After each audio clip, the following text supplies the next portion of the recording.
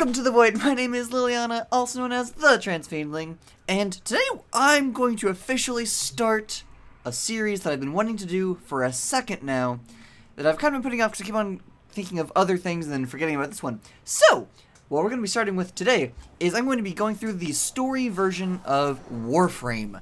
Now, this is a game that I've done Let's Plays for before, and I'm aware this will not be in chronological order, because I'm going to be starting with the first quest now, and then as the series progresses, I'll be going through up to the current point in the timeline. Which means that, for anyone who's already watched my, the new war, the quest with Rel, Chains of Harrow, things like that, gonna be super weird because it's gonna be super back in time. But for anyone who hasn't watched those, welcome! I hope you're ready. This game series genuinely is very good at storytelling. Admittedly, so I'm going to be starting with the revamped storyline, because in the last couple of years or so, they did revamp the new player experience and the beginning of the story. And thankfully, you can now replay that story if you're a veteran player already. So, I'm going to be going through that, showing you what the story is, because this story, it goes places. And again, there are some quests, like some story quests, where they fumble a little bit, where it's not as good as it is in other places. But in the overall main story quests, and I'm talking the Awakening, the Second Dream, the War Within, the Sacrifice, the New War, like the big story quests, they go hard and they go very, very good. To the point, I believe this was either the first or second video game to ever make me cry just from its writing. So, it's good. I still get emotional from some of the music from this game. That's why, if we go back into my ship, if I remember correctly, hopefully it's still actually working. I don't know. Wait, does the little audio thing work in this ship? Some accord. I don't know. Huh. I suddenly realized I don't know if it works with the drifter area. But I always keep "This Is What You Are," which is a very big song from one of the quests, as my ship ambient music. Because it's good and nostalgic and heart feelsy. I think I'm gonna bump up the music and everything just a smidge, because I'm looking at my levels and I'm not quite liking what I'm seeing, and I just want to be safe. Okay, cool.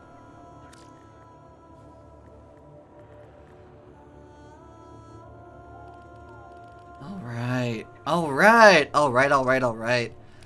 Let's get into this. I genuinely love this game so much. It is very good.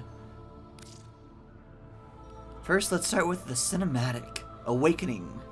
The Tenno, monument of an ancient warrior caste. For generations you've slept with no call to wake you. Until now. For generations you've slept. Space Bomb! No purpose. I'm gonna try to keep it spoiler free for those of you who are watching from the call beginning. To wake you.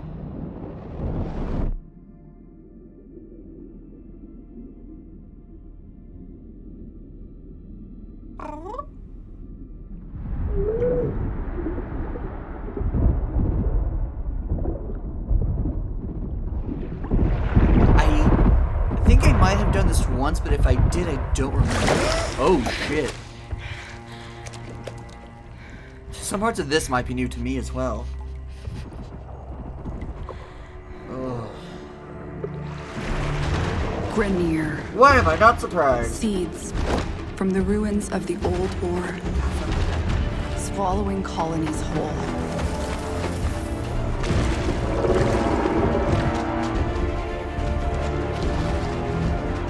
But there's still hope. I was still in college whenever this first came out. Okay, so it's been more than just a couple years. And the subtitles are on, right? The Tenno. Okay, yes, they're good. Monuments of an ancient warrior caste.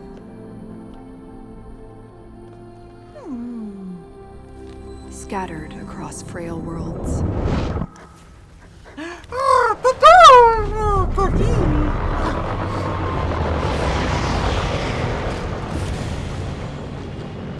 These are, I believe these are each going to be kind of a demonstration of the different frames you can choose from to start with. This is Excalibur.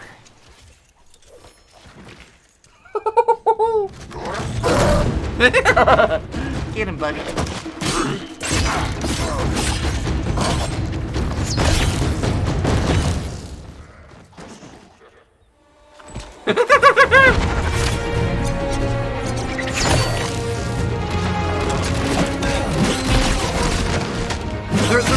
They're really pushing the whole, hello, you are in immortal space and you have superpowers.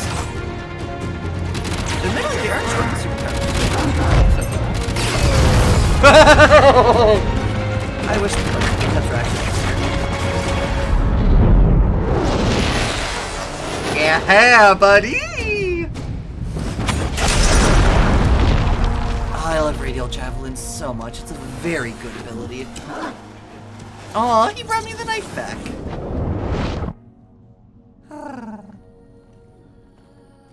Not the one I'll be going with. I mean, I have all of them already, but, you know, still.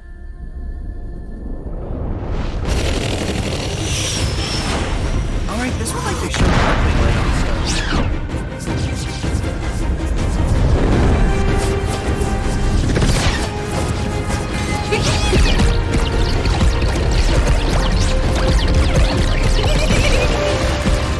Oh, I love that. I think it's so cool.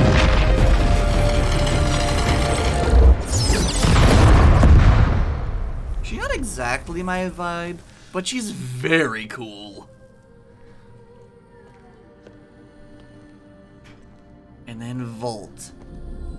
Volt's my boy. They did him a little dirty, but Volt's my boy.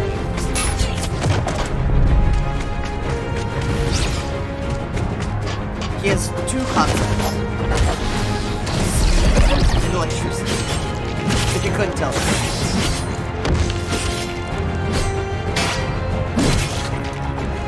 Oh wait, this is Excalibur.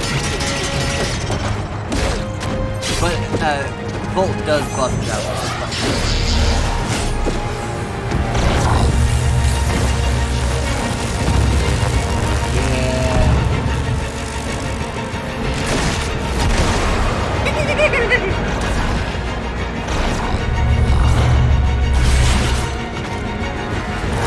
Tenno is so cool. Not to sound like one of the arbiters of Texas, the factions are making me Tenno is so cool. Together, they fought back.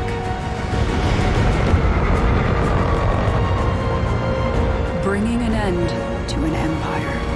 Yeah, we did. That's a fun bit of lore we didn't quite get the answers to. Then they left.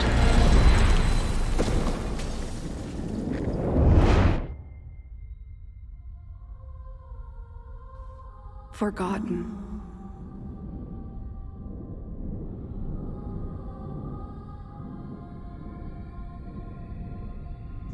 Oh. Like a dream. Wait, hold on.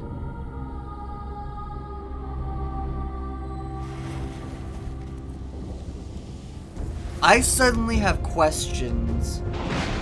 Wait, hold on. Hold on. Wait. One moment. Hold on. I have questions. Wake up, Tenno.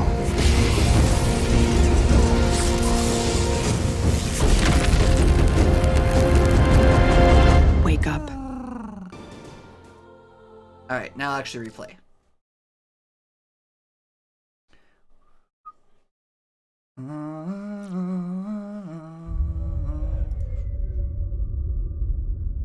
For generations, you've slept. Okay, we've... Oh, okay, I didn't realize that you were going to literally just do the same cinematic again. My bad. That's fine. We're gonna go with Volt. So just a little rundown, just for those of you again who are interested. Maybe this might be what gets you into the game. You control these things called Warframes, and to start, you get to choose one for free. So you have Excal, a good balance of mobility and offense. Excalibur is the ideal Warframe for new players, which is pretty true. Each Warframe has 4 abilities and a passive. Some are weird, like Equinox, because Equinox has 2 forms and changes abilities based on their thing. But for the starters, 4 abilities, 1 passive. So passive is that Excalibur deals more damage and attacks faster when he's wielding a sword. His basic ability is he moves forward and slashes at his enemies. His second is Radial Blind. He holds up his sword and emits light and just blinds everyone, which makes them easier to kill. Radial Javelin is very good. He basically slams his special sword in the ground and then nails enemies to the wall, literally. And then Exalted Blade. This is where we saw him pull out a funky, cool-ass laser sword at the beginning. Yeah, that's what this is. It's his ultimate, and he shoots, like, for anyone who played, like, the old Zelda games, and I think a couple of the newer ones, like, with the sword beam type things, Excalibur's sword does that. Mag is nifty. With full command of surrounding magnetic energy, Mag is an expert at enemy manipulation. Very true. And she demonstrated this in the different cutscenes. Passive. Nearby enemies gravitate toward Mag for easy collection. Not the most helpful passive in the world, but still cool. Her first this is how she pulled those enemies from inside the thing that was trying to take off. It's very simple, it's just called pull. She reaches out with magnetism and yanks enemies towards her. Her second one is fun. It's called Magnetize. Essentially, she can pick an enemy and be like, "Hey, you, screw you," and then all bullets that enter a field around that enemy will just get sucked right into that enemy. Also, you can just hold it, and then she'll do what we saw in the cutscene, and she'll just create a massive ball of magnetic energy that she'll just collect bullets in, and then once it's done, she just lets it go, and they'll just scatter and hit all the enemies around her. Last one is interesting. She emits an energy pulse. Well, last non-ultimate. She emits an energy pulse that messes up enemy shields and also restores ally shields. And all of her abilities kind of deal with they do bits of they create bits of debris and stuff, and so they end up buffing one another with it. And then her final ability is what we saw her last thing that she used, where she kind of did a really funky stance and then ended with cramming her hands together. She magnetizes all the bones of all enemies around her, lifts them up into the air, and then crushes them and deals a boatload of damage. And then my boy Volt. Volt can create and harness electrical elements. This is a high damage Warframe, perfect for players who want a potent alternative to gunplay. This is why I say they did Volt dirty, because Volt is great. I love Volt. He is not actually a viable alternative for gunplay at higher end things. There are Warframes who can do that, who can just almost entirely or entirely rely on their abilities in higher tier play. I have yet to find a Volt build that allows you to actually do that. And so I'm a little frustrated with that fact. But I love Volt. His passive is hilarious. He basically gives his rubs his feet across the ground and generates static electricity, and then per meter that he travels, he deals extra bonus damage on the next attack that he does, which is very funny to me. It's literally just across the ground building up static charge, and then boop! His first actual ability is Shock. He just throws out a lightning bolt that chains between enemies. It's really cool. His second is boring to me. It's just, he goes faster, it's just speed. Gotta go fast, Sonic, whatnot. His third, again, cool. I don't use it a whole lot, but he creates a shield of electricity that enemy bullets can't go through, and then he can also pick up, he can pick up a portion of the shield and carry it around. And then, but when he does it, he can only use, his secondary and melee, I think. And then his final ability is Discharge. He just unleashes a massive shockwave of electricity, and it makes a bunch of enemies that, it hits into, Tesla coils that, shocks each other. And then those who are, on the outer blasts who don't die from it are stunned. So, like, it's really good. It's very good. I love Volt so much. I'm going with Volt. Now, let's actually get into this now. These are Grineer. They're angry space Russians. I'm only half joking. Oh, it's my boy! I see the Lotus has tried to wake you. Pity she's too late. You're my prize now, Tenno. You think that? Keep telling yourself that, Vor. No. We are taking this one with us. What has he done to you? I can't lose another Tenno. I'm surging your Warframe's power systems. Quick, use your power. Defend yourself. Yeah! Oh, you want to take me? You want to take me? Too bad.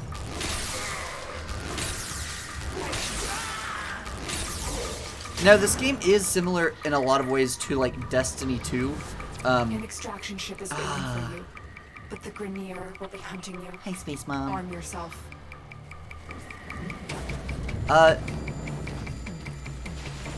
You're an individual in space who has funky powers due to a funky, anomalous portion of space, and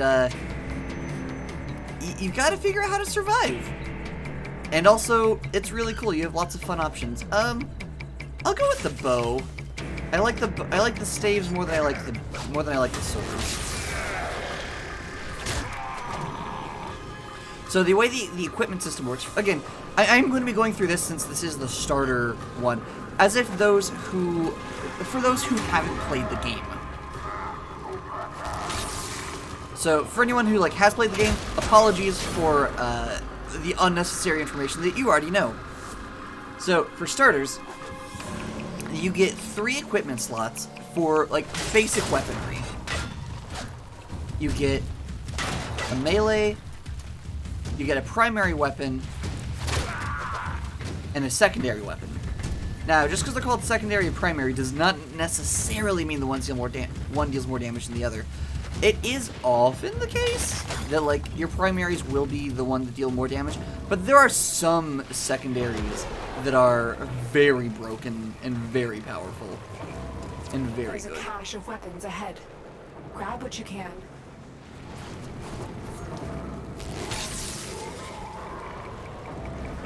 Let's see, any other Grineer around here? Let's see. Yeah, I'll go with Kunai.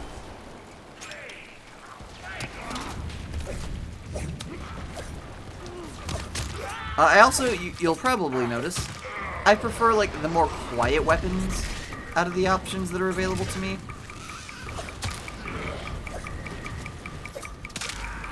So, I use, for example, I went with the kunai rather than the pistol. Good. The extraction point is up ahead. Hurry, before Vor finds out you've escaped.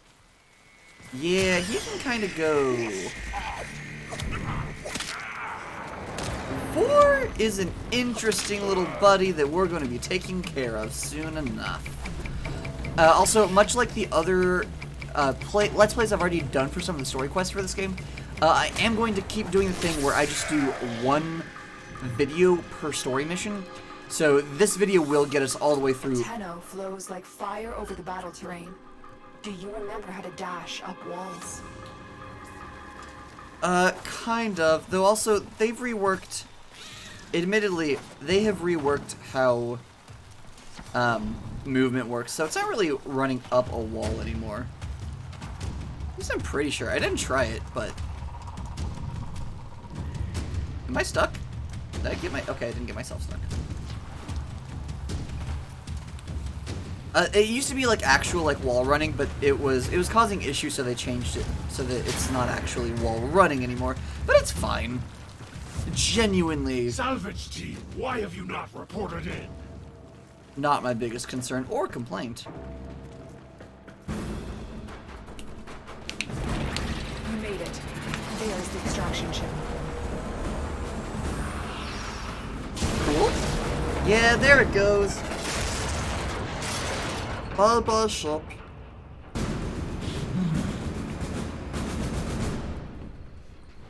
Also, like, the music of this is just always so good.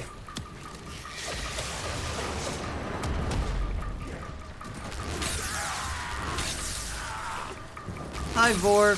Yeah, his name is Captain Vor. And no, I'm not joking. You can see it on the screen. Though, admittedly, the font isn't the most easy to read. But yeah, literally, Captain Vor. There is no E in his name, but...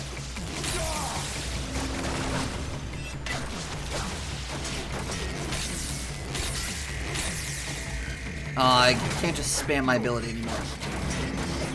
I will say, I didn't see the chance to get a primary yet.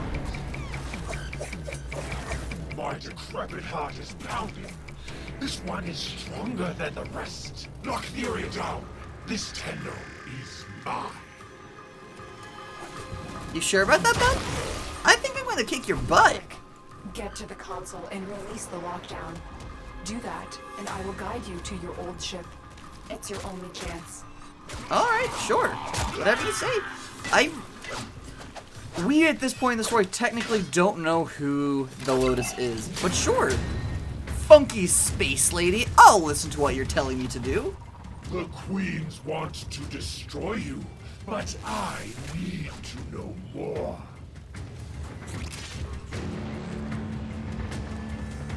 At the moment, I only have access to my first ability also. I believe that's going to change soon, but for the time being. Also, one thing to, here we go. Choose primary weapon. Here we go.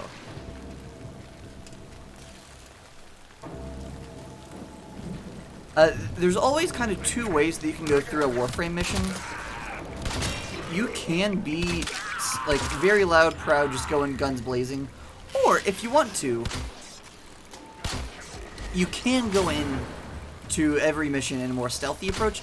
There are admittedly some missions where you can't really do it in a sneaky way. Like the defense missions where it's basically just defeat boatloads of enemies. It's hard to be sneaky when the whole thing is that you're basically staying in one spot while enemies come to try to kill you. And conversely, there are some missions where you can't go in guns blazing.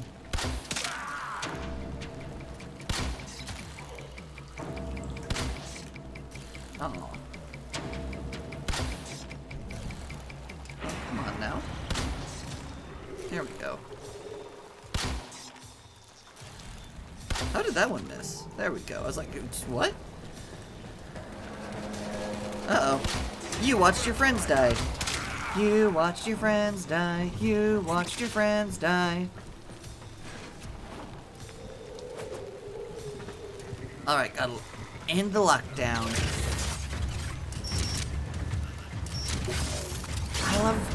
I love so much about this game design, honestly, genuinely and sincerely. You. What? Are my senses deceiving me? Oh, is that you? Yeah. Enemy reinforcements are here. Ship Cephalon, we require immediate extraction. The operator is in danger?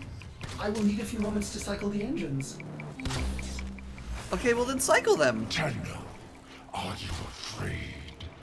You cannot hide from Ha-ha! eyes. I've marked you. You will return to me. Yeah, I know you put something on my ankle, but just because you forced me to have bad fashion doesn't mean I have to listen to you. I don't like the Grineer. I don't, either as a faction or their aesthetics. So, we will get into more of this lore, but the basic premise for the Grineer is that the Grineer are basically a military caste from aeons past. That now, they're basically bioengineered Marines for a war that's no longer even, it's only a memory now. And due to the way that their, like, whole situation works, they've basically run out of genetic diversity and as such are just genetically deteriorating as a like species. And so they're trying to find solutions to this, and just unsurprising for, you know, given what they know, they generally go about this by trying to conquer other places. And then you have the other enemy faction, the Corpus, which are basically a cult to capitalism. More so than Amazon is. I'm aware that concept is a bit difficult to conceptualize, but it's a thing. Ah, is that it? Ah, is it really like, it's only that part is the awakening? Ah. Interesting. Okay. So that is the awakening. Oh man, I didn't realize it was going to cut off that quickly. Okay. Interesting. Interesting. Alright, what was the next quest in that line? It's also, which ones are story? Completed. That one apparently you can't. It makes sense you can't replay that one, honestly, because that one involves unlocking a lot of systems that I already have unlocked. Essentially, you. So he put that thing on your ankle. Actually, I'm curious.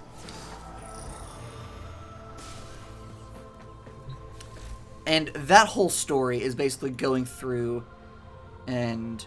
Oh, wait, no, that's the negator, not the actual thing. But essentially going through and freeing yourself from his control. Which is... It's a fun little storyline. I understand why it would be hard... Why they would make it to where it's not a thing that you can replay yet. I hope that they do eventually. Because... It is a very good, interesting little bit where you have to like go around, collect things, and this is angry. Learn how I may to require maintenance after all. And you know, free yourself from this control as it's burrowing itself into you, trying to take control of you. Thankfully, we can still take we can replay this one, which is what introduces us to another little another enemy faction.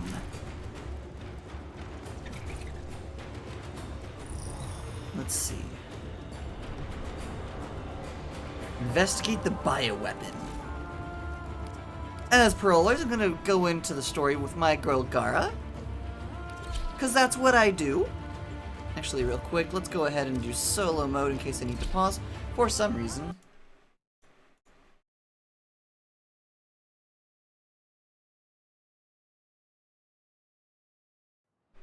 Oh, I love it so much. This game is so good.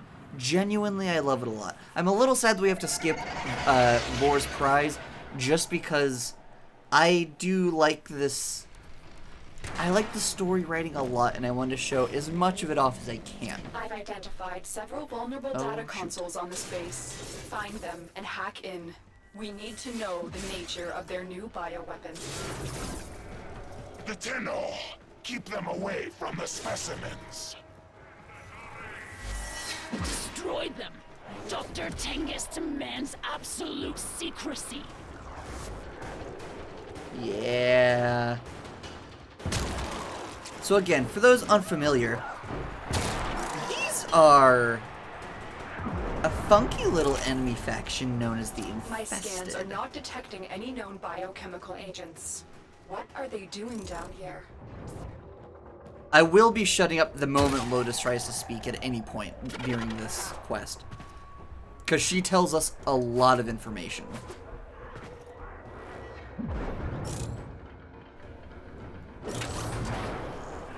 Can I? No, I might be able to, but I'm going to refrain from using things that would be very spoilery.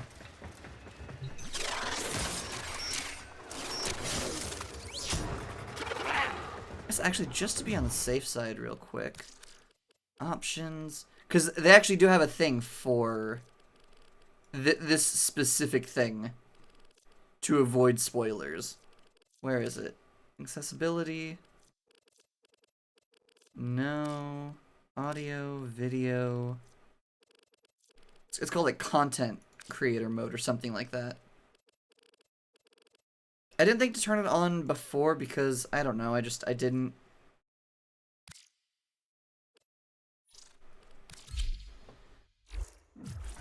Just to be on the safe side. Oh, right. I'm using a very different frame than any of the ones that were shown earlier. This frame is called Ivara, the Huntress. And she is my baby. I love her. Stay focused. There's a heavy unit approaching. More than any other Warframe. Her kit is that, and admittedly, I do have a different setup for her because there's a system in place to where you can essentially mix and match Warframe powers from different Warframes, if you so wish. And I so wished. It also gives you some options for like, okay, well, I want to do this, but I don't actually want to like, you know, oh, I would like to be able to modify this Warframe's powers, but there aren't any particular other specific Warframe abilities I want to give them. It does give you like a couple extra little like generic powers that aren't originally from any other Warframes. But Ivara's default kit is, her first gives her a series of interesting little arrows that let her do a variety of interesting little effects. One creates a little stealth bubble. One, which I'm actually going to make use of now, lets her create a zip line that she can then just use for movement, which is very good.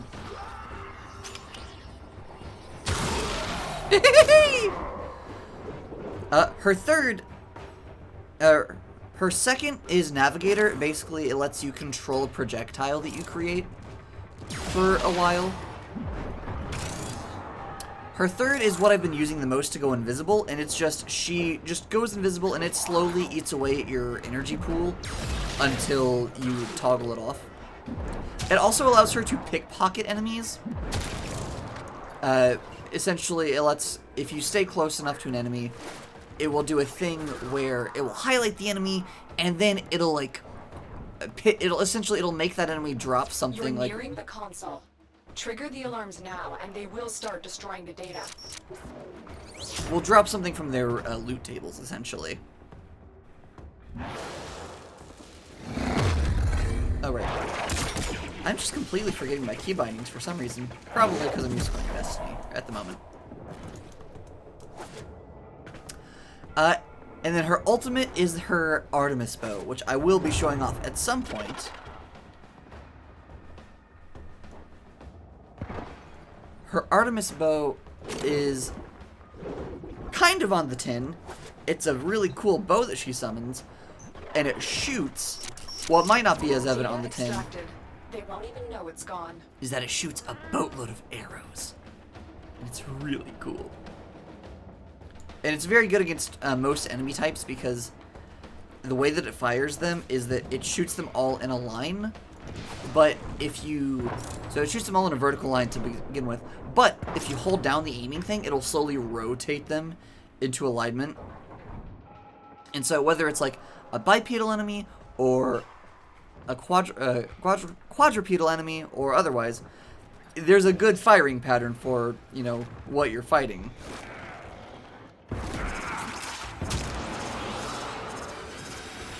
I hate that.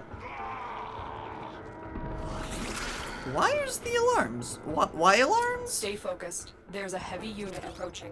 That's fine. I'm just confused why suddenly there's alarms when I'm invisible. Also, you might notice you might notice a weird thing where I'm shooting people and they're suddenly spawning duplicates of themselves. That's a funky little special ability. The target console is nearby. If you trigger the alarms now, the enemy will start destroying data. Of the weapon I'm using. Where if I fire a fully charged shot, it will create a duplicate of the things that I kill with it. It's very fun. It's a really nifty little weapon. Especially because there are some enemies that are, like, they have special powers, and I'm pretty sure that if I create clones of them using this, their clones will still have their special powers.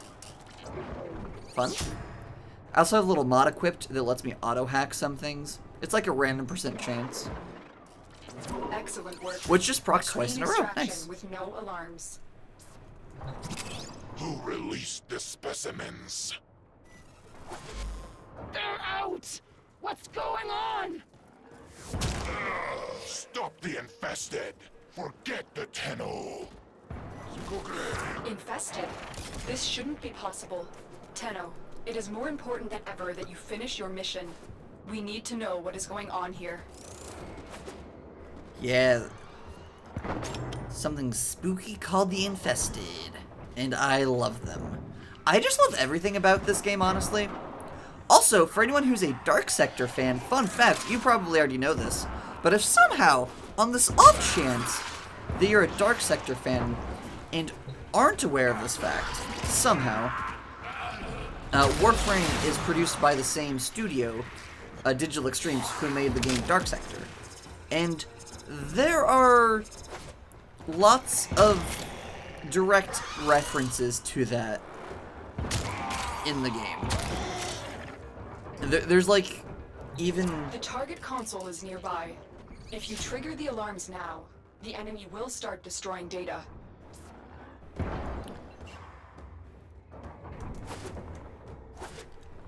I don't remember if it's been, like, confirmed that Warframe is, like, canonically, like, just the future of that setting or not.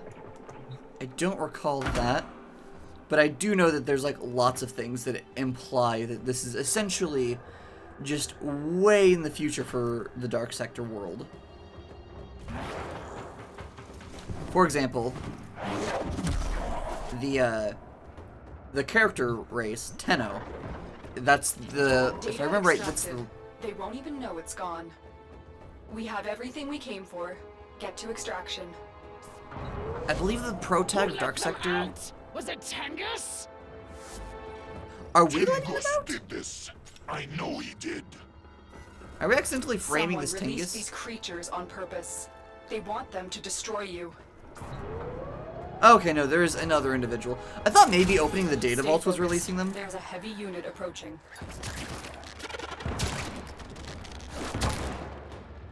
But if I recall correctly, the pro tag of Dark Sector's last name is Tenno, which is, you know, the name of what the players are.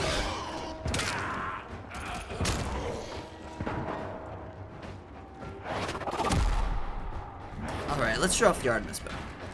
I, generally speaking, as you can kind of see, I enjoy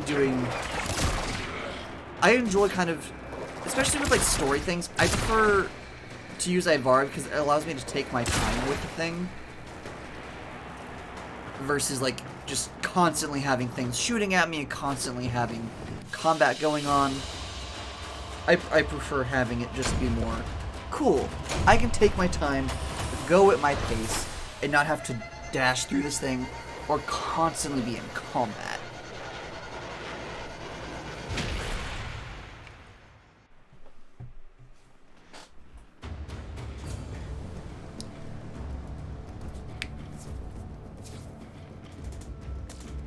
Also, I realized this isn't my Warframe outfit. I was feeling lazy, so I just am in my situation jammies. developing. It's more infested. Get to the node I've marked on your navigation console. I think this one is going to be more of a typical, like, just... I think I'm going to get more use out of my bow in this mission. The last mission was a spy mission also. Which, the spy missions are, as was said multiple times, if you fail, then you actually go and, you fail the mission, and you have to, like, restart, or rather, you have to try again. This Grineer ship tried to flee the infestation, but was quickly overrun. Exterminate everything on board before it reaches a more populated sector. Alright, let's just get another pulse of energy real quick. Alright, that should be good to go. Oh, it's so cool. And, like, just look how many arrows it shoots. Oh, well, come on. Like, those are all the fletchings of arrows. It deals a lot of damage. The Grineer may have thought they could toy around with the infested, but they are quickly learning how wrong they were. Yeah. You heard it here first. The Grineer are anti-maskers.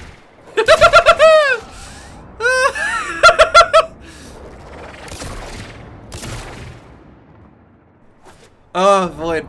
You know, this storyline, it came out way before COVID did.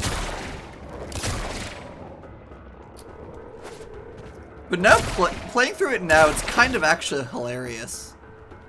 And just, I wonder if they would have still made this if they were if they hadn't already made it, if they would still make the storyline now, given, you know, that we're still in the midst of that pandemic. At least where I am, we still are, because our government isn't full of idiots. It's just a clown show.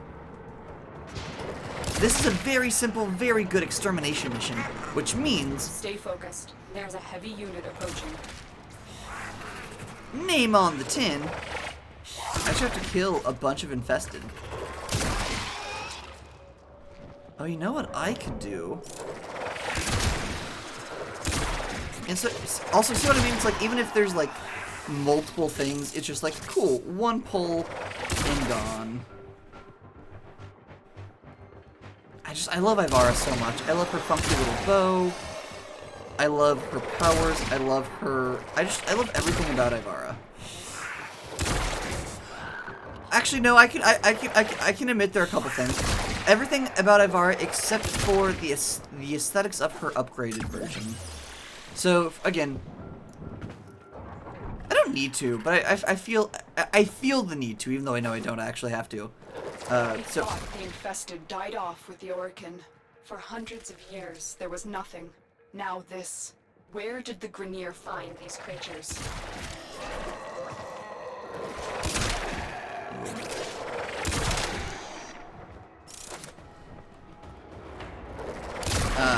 I know I don't need to apologize for rehashing information, I just feel a bit like I should. But, for anyone playing who wants, you know, a bit of, like, lore, there's two variants of most Warframe weapons and of all Warframes. The normal and then the prime. Essentially, the difference being the normal versions are more or less kind of the either like mass-produced or anybody can make one of these in their basement with the right know-how type versions of the items in Warframes, versus the prime versions being the original, like, the blueprints and parts used in ancient way back when. And the primes all have better stats and increased capabilities than their normal counterparts start off with. The enemy is broken. Well done. Now get to extraction. And the good thing is that, despite, you know, we living in an age where there's microtransactions everywhere, and Warframe does have some, like, you know, like, it does have, like, an actual, like, IRL money shop type thing, but you really only pay for convenience and storage? Or rather, that's really the only thing that you need the premium currency for. And you can get that in-game by selling items to other players. And you don't need a lot of platinum to get more Warframe slots or more weapon slots. And so it's very easy to not need to pay anything to get the plat that you need to get more things.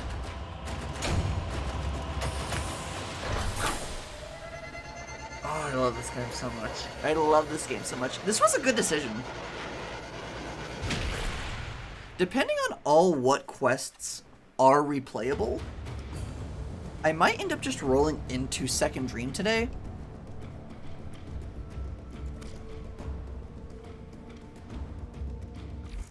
Defend the bomb.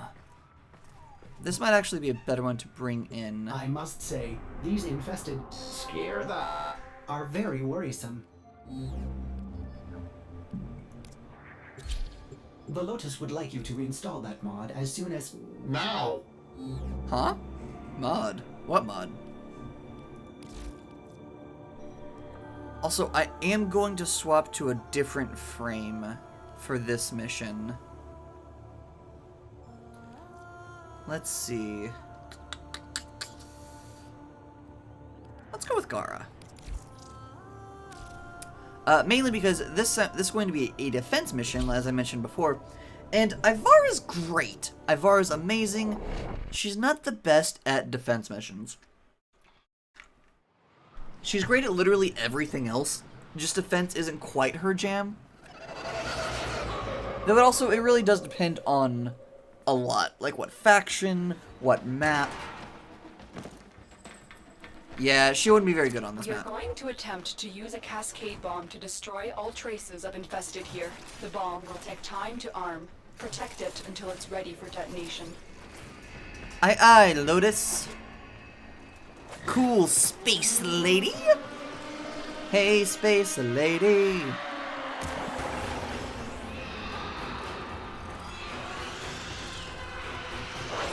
Gara's kit is really cool. So her whole thing is glass. Her abilities generate glass or use glass, and combined, she can become an infinite damage just machine. So her first ability is really cool. I think it's called Shattered Lash. These creatures appear to be mindless monsters, but they know we're up to something, and they're trying to stop it. Either she throws out this like long shard of glass, or she swings it like a sword. And either way, it damages all enemies in the path of her ability. Her second ability is the funky little cloud of shards that are on my screen now, since I've used it, like, towards the beginning of this mission. It's called Shatterstorm, and essentially she just creates a field of shattered glass around her that both deals damage to enemies and reduces the amount of damage that she takes, which is very fun. Her third ability is this funky little thing. Anything more to say this time, Lotus? No? Alright. And essentially, enemies will be distracted by and try to fight these mirrors. And if any of the mirrors shatter, they add the damage that they would have dealt into the Shatterstorm if it's nearby. Then her ultimate is this, Mass Vitrify. Now, Mass Vitrify has a couple of different purposes for me. The first off is that it's a really cool wall of glass that keeps all enemies out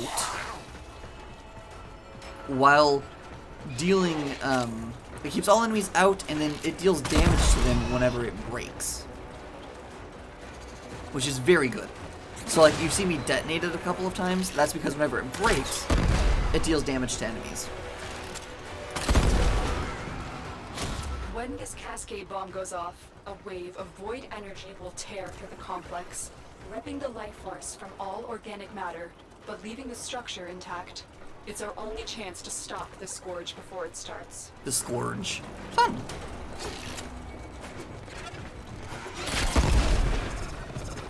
The main reason, and I'm realizing that I kind of messed it up, but that's fine, because I was using things in order.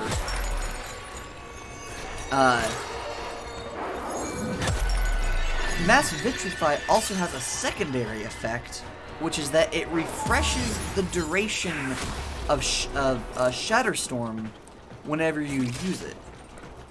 What this means... Oh, actually, two secondary effects. One, it refreshes the duration of Shatterstorm so that you get more time with it. And second of all, if you're outside of the, like, radius whenever it breaks, it will stack the damage that it deals into your Shatter Shield. Which is why, like, on the lower right-hand corner, I have, like, that 37.1k counter. Well, I shatter my shield, and now that's up to 73.9k. And then I put up the shield again, and I get, you know, more duration.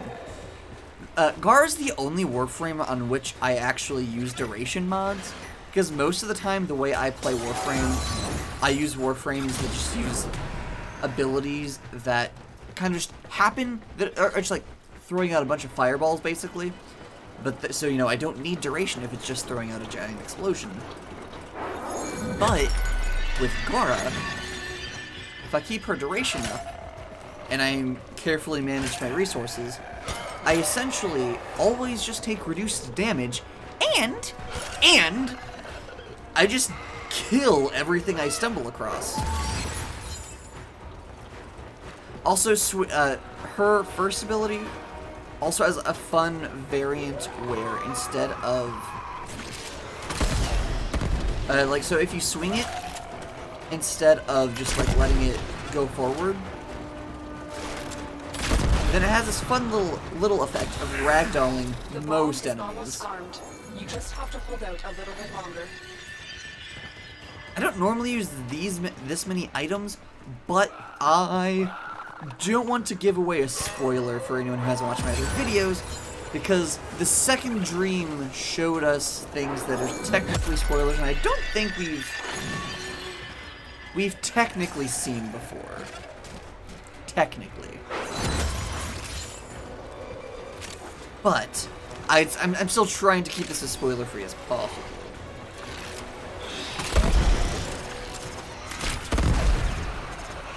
So fun!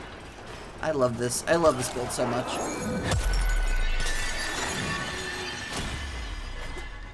The way I use Gar is a little finicky, but also I don't complain much because it's like, oh no, sure, it takes a bit of finagling, but also I have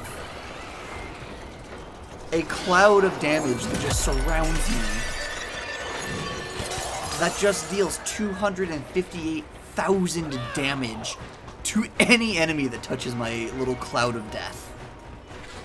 That's so cool! That makes me so happy! I like big damage numbers, and Gara gives me big damage numbers.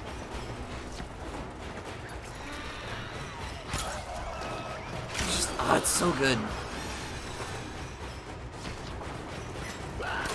I will say, Once Awake is one of those quests where... I'm extracting you now. Good job, Tenno. Thank you, Lotus. This is one of the quests where I will say I think the writing is maybe some of the weaker writing. Because it's not... It does a lot of telling, it doesn't do a lot of showing. But it's still good. It's still fun.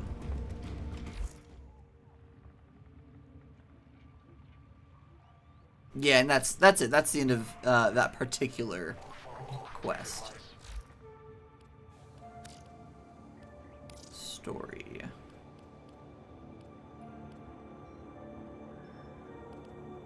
Do we need... No, that's not a necessary quest. I also don't like Arcwing, so I'm not going to be super worried about it. Okay. So let's see. I think I'm going to try to do... Because I expected this to be very long, so I kind of am prepped for a longer episode. I'm going to do... Wait, where'd Howl of the Kubro go? Is that technically considered a side mission? That's fine.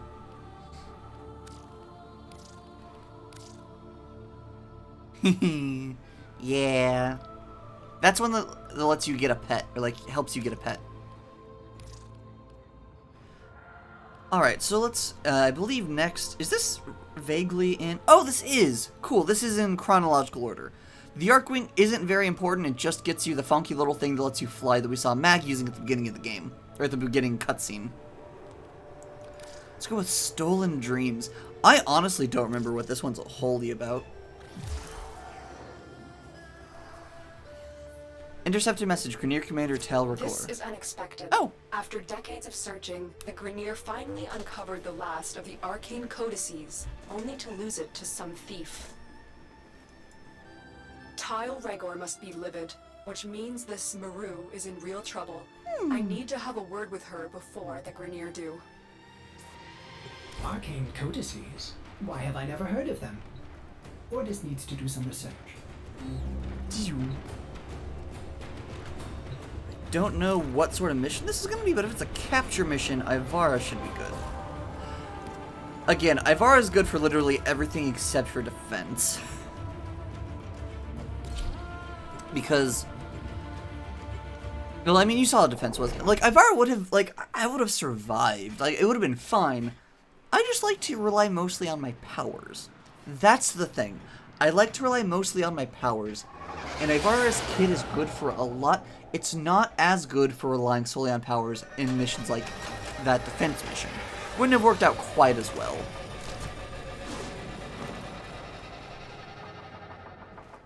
I have tracked Maru to this Corpus outpost. Bring her to me for questioning. Be as persuasive as necessary. She may not want to come with us, but it's in her best interest.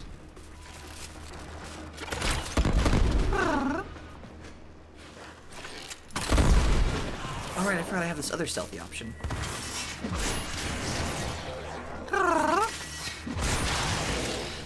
God, this weapon is so stupidly strong. Like, so, it has been nerfed, Maru, and it's I am still Tenno. disgusting. I come as a friend. You are in mortal danger, and you need to come with us.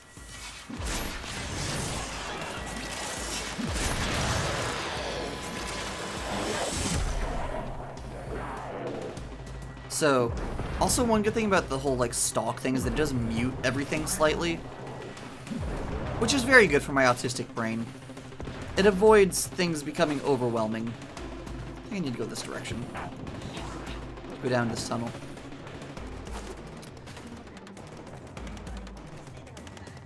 The weapon I was talking about being broken is, it's just called the it's just a glaive.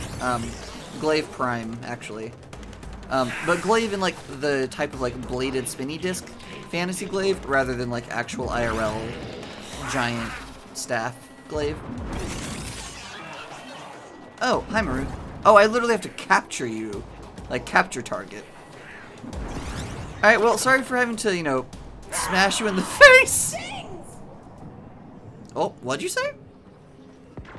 Mission complete. The captive has been escorted to the extraction point. Well done. Hey, Lotus, that's a little sketchy. You know that, right?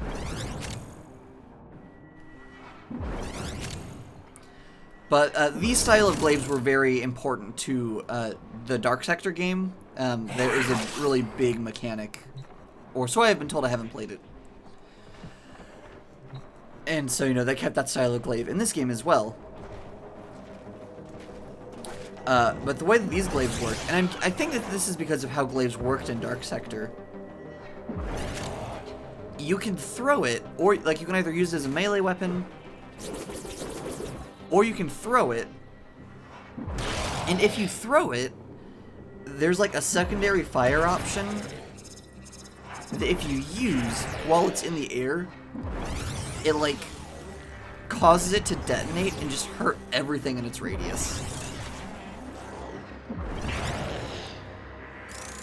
There's also a system in the game of mods called Riven mods. And Riven mods are kind of essentially like... They're a later game system, so they're kind of meant to be a little broken. Riven mods are kind of like, alright, cool, you've hit in-game content. Here are some mods that are random, that will allow you to make, like, a few specific weapons really stupidly strong. Because the way Rivens work is you can only own so many of them. And 1,000,000 damage, Jesus Christ. And the weapon that the mod can be used for is randomized, and the modifiers that it gets is also randomized. Am I going the wrong direction? I'm going the wrong direction. That's fine. But they'll often have really good bonuses to them. They often will have, like, some sort of drawback, but they don't, it's not... Rivens aren't required to have drawbacks. It's just that most of the time they do.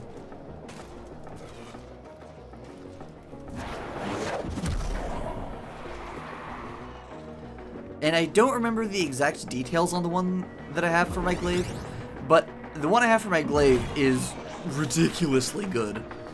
I believe it's like it's increased crit chance, and I believe it's increased crit chance, crit damage, and I think maybe just baseline damage as well. And that's why, you know, like, I use it and you see me critting so much is because of that Riven mod.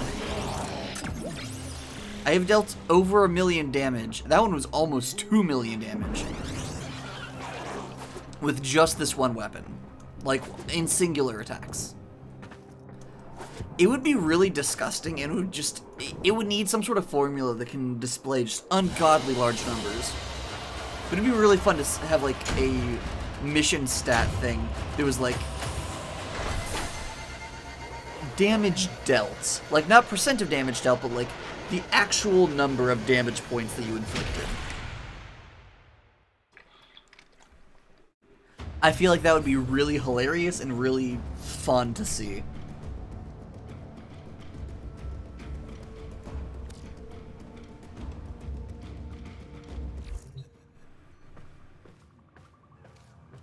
Take an arcane codex. What does that mean? No dialogue on the ship. Okay. A lot of times there'll be dialogue on the ship between quest missions. Not always, but a lot of the time. God, it's so pretty. Also, yes, they're called Riven mods, much like the Wish Dragon from Destiny 2. I don't know if there's a correlation. Listen up, you tin suits. With the Grineer itching to torture the life out of me, I've accepted your Lotus's offer of protection. In return, I'm gonna help your sorry behinds find that arcane codex. Let's just try something real Tenno are quick. quite capable, Maru. Perhaps you would prefer it if we dropped Nimot outside the nearest Grineer mining asteroid. No. Wow. Ignore that. Always this much fun? Maru? Fine. Here's the business. The Corpus are keeping the codex in one of these fortified data vaults. You gotta break in and take what's yours without triggering the data destruction sequence.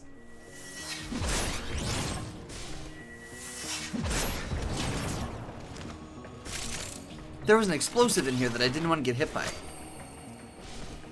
But I did want to set off so that it would destroy everything. It's also very funny because there are bonuses, like actual tangible bonuses for getting stealth kills. At least in terms of like experience wise, there's direct bonuses for that. But it still counts as a stealth kill so long as at the time of death, all killed parties were unaware of your presence and weren't in some sort of alerted state. So for example, that guy, he's alerted, he's not going to be a stealth kill. But I can throw my glaive into just like a group of enemies that haven't detected me and make it explode, and all of them will be stealth kills. So like if I come across a group of enemies that haven't seen me and I throw my glaive out, I can just instantly be at like the 500% stealth kill bonus for having killed 5 enemies all at once that were unaware of me.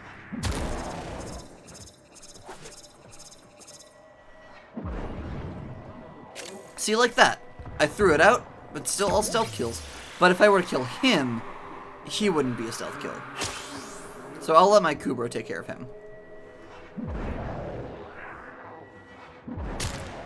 I actually don't need stealth kills, I just feel like it would be funny to try to see how long I can keep my modifier going without trying to like... Oh, I ran into it. That's fine.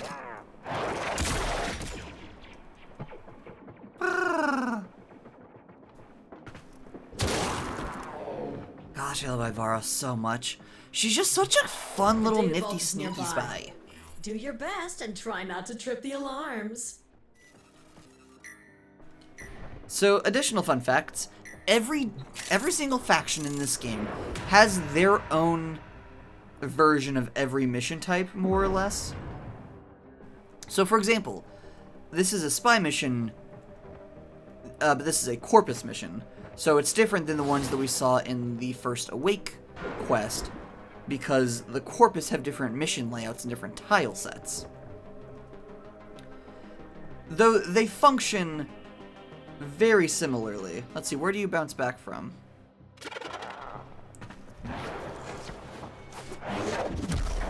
Alright. So while they might not have the exact same layouts, it's still very much so a cool. Get through here. There'll be some ways to disable some of the defenses.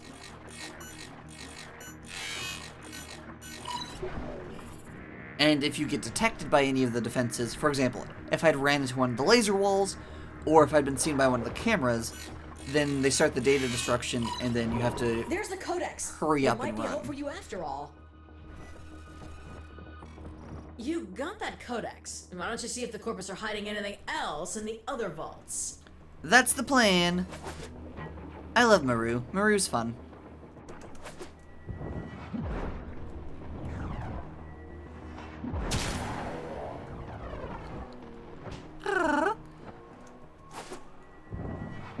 Honestly, offhand, I think infested are my least favorite spy types.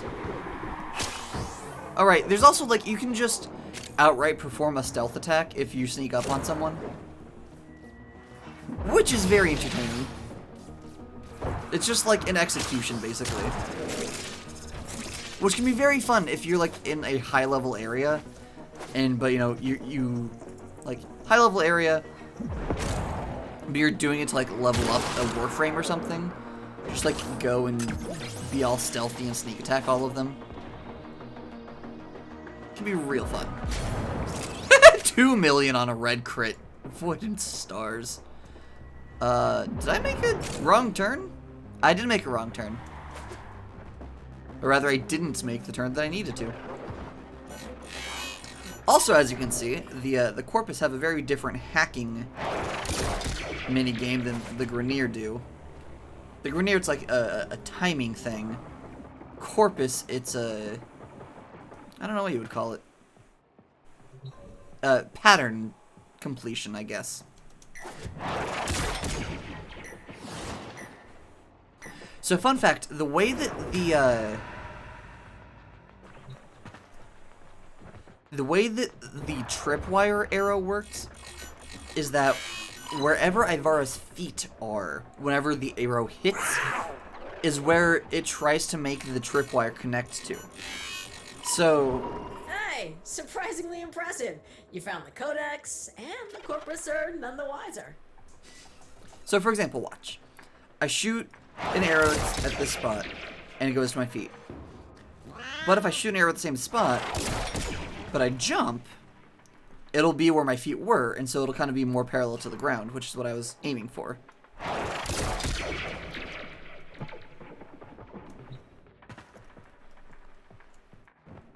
Also, these tripwires are very good because the one bad thing about Ivara's stealth is that you can't sprint whilst you're doing it.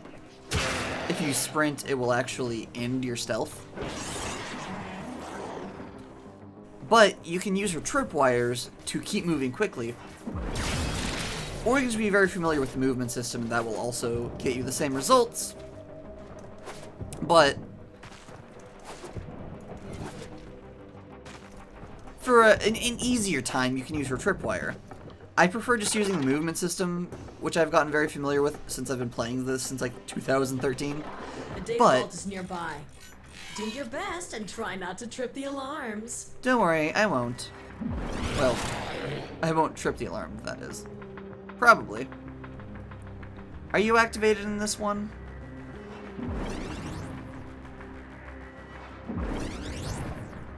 Oh, come on now. There we go. And many times there's, yeah, those laser walls that are just kind of constantly active everywhere in this tile set.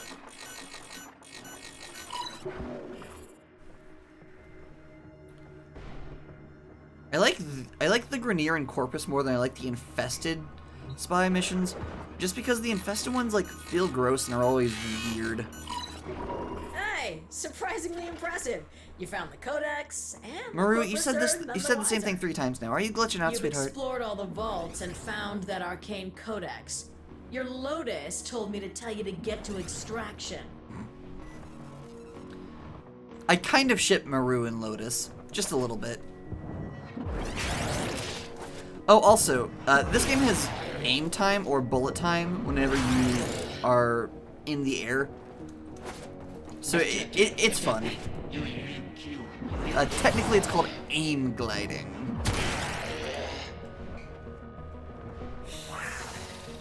But it's more fun to just call it bullet time. This is also a fun fact.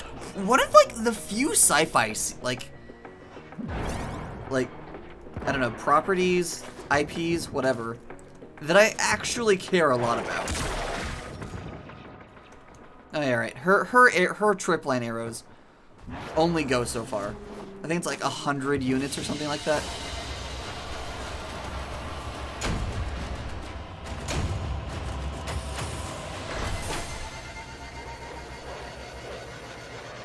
I think, if I recall correctly,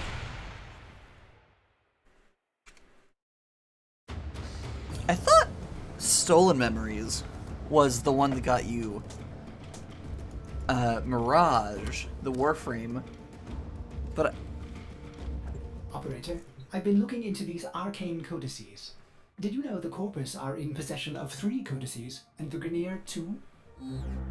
And now the Tenno have one too. Nobody has ever examined them all together. That's our plan.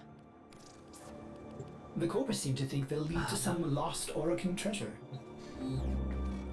Ordo, did you say treasure? It's Ordis, and while just a theory, it is plausible. Either way, it's right up my alley. I had generations to plan my return. Do you think, for one moment, that I am not allowed for this eventuality? I love Maru. I love the silly little treasure hunter. Maru's great. Genuinely, Maru is great.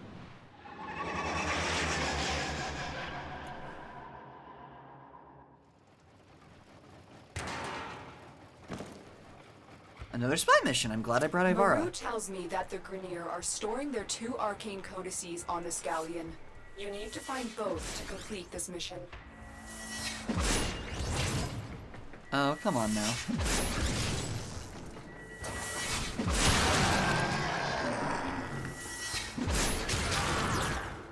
The glaive's also very good for my particular preferences, because on the off chance that someone's watching this and is new to the channel, I prefer to fight from a distance. A very long distance. The longer the better. I don't like conflict, and that kind of is reflected in my fighting style. I prefer to stay as far away from enemies as possible.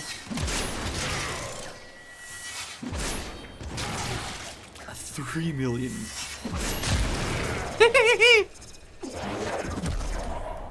And ideally,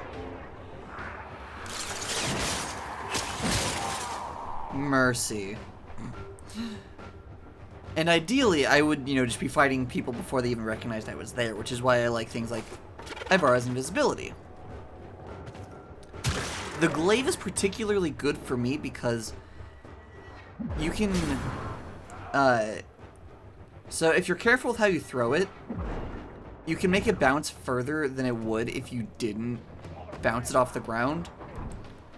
So like when you throw it, it goes a certain distance. Nearby. If you trigger the alarms now, the enemy will start destroying data. Don't know why I struggled with that one. Let's see if I can kill you with one shot.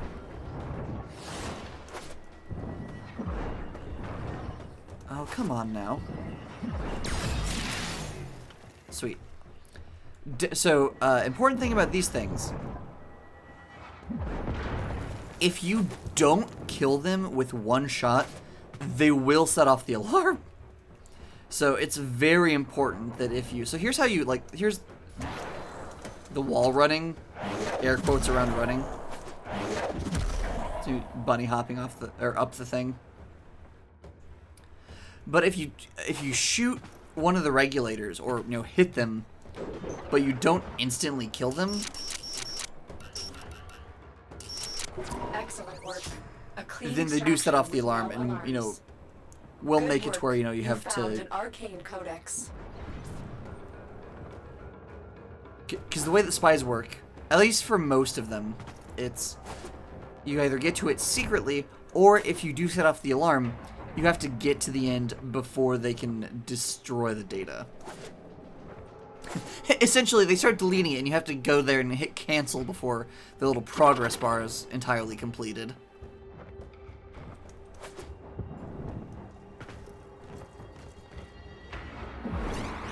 Alright, so, you know, if you throw the glaive, it goes far.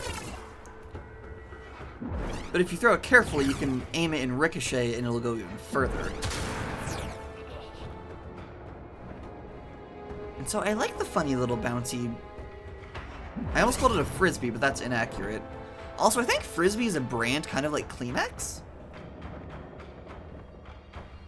It's also really funny because apparently it's just like an actual thing, at least in the United States, where once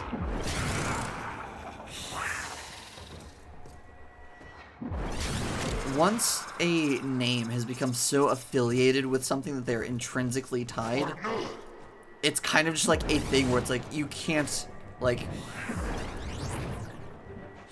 I don't remember the specifics, but it's basically you can't be mad and use copyright claims on certain brand name things if the name has become too in common parlance to the point where it's just become a common word. For example, the Kleenex company is trying. I don't remember if they're still trying or if they just tried so hard, but really tried to push for people not calling all tissues Kleenex because of this situation. And I just think that's very funny that people are like, no, we want to be able to, like, hold on to this thing so specifically for forever. And, like, I get it. Console. Trigger the alarms now, and they will start destroying the data. On, like, a personal level, I get it. Super 100%. But I think it's very dumb whenever corporations do it. Because corporations aren't people, so they don't get to, like, get treated like people do.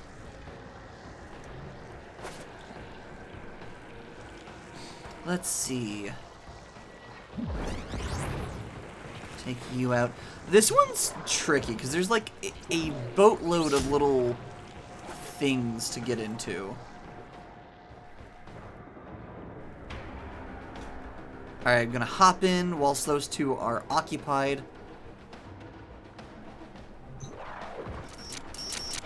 Because Ivara... Distracted. They won't even know it's gone. That's it. That's an arcane codex. Time to see if there's anything else in the remaining data vaults.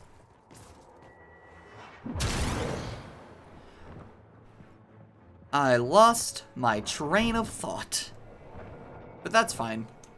Probably wasn't anything super important.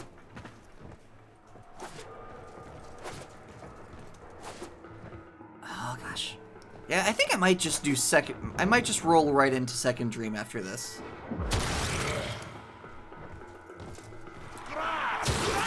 Just because they haven't really explained anything in the last couple of quests. And I really want y'all to kind of get into the more emotional part of this game. This might actually, I might release this, I might actually make that 2 videos. I might just call it after this one. Actually, no. Okay, I'm gonna stick with my plan. So I'm gonna go and do... After this one, I'll go and do the New Strange and Nata. And then end with the cutscene for the intro to Second Dream. You're nearing the console. And the next Trigger episode the will be the alarms actual now, Second and they Dream. will start destroying the data. This one looks funky. Is this... Oh no, this one's not new. They just... Okay, cool. Oh, right. Ivara will disrupt, like... I'm guessing it's because, like, technically she's, like, refracting light.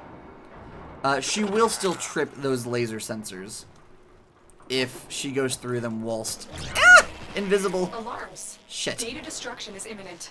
You need to hurry. Alright. Where do I need to hurry to exactly? Oh, heck. Oh, I went out where I needed to go. I need to go in this direction. Oh, okay, here's where I need to go.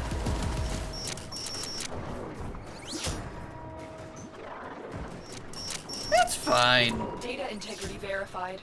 Retrieval was successful. You've got the Oh, I'm out of codicities and energy. there's nothing Wonderful. more for us here. Get to extraction. I dislike...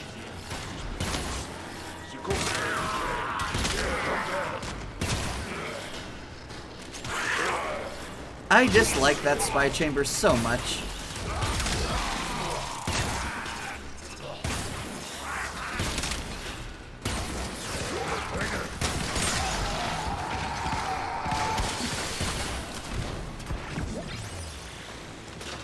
It's just, it's weird, it's odd.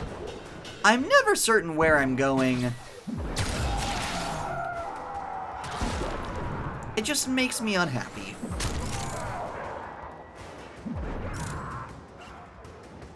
But it's fine. It's done now. And I did complete it. I triggered the alarms, but I did complete it. And that's the important thing.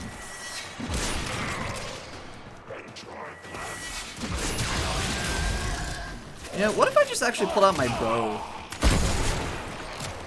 So for anyone who has watched my Destiny 2 videos, but hasn't watched my Warframe videos, this is what I meant by, in my Destiny videos, when I said that the bow I mainly use in Warframe shoots a rocket launcher, or is basically a rocket launcher that just happens to be a bow. Oh, oops.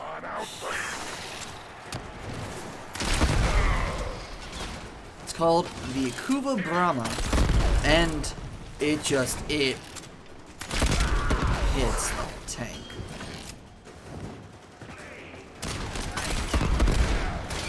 It shoots an explosive that then breaks into smaller explosives.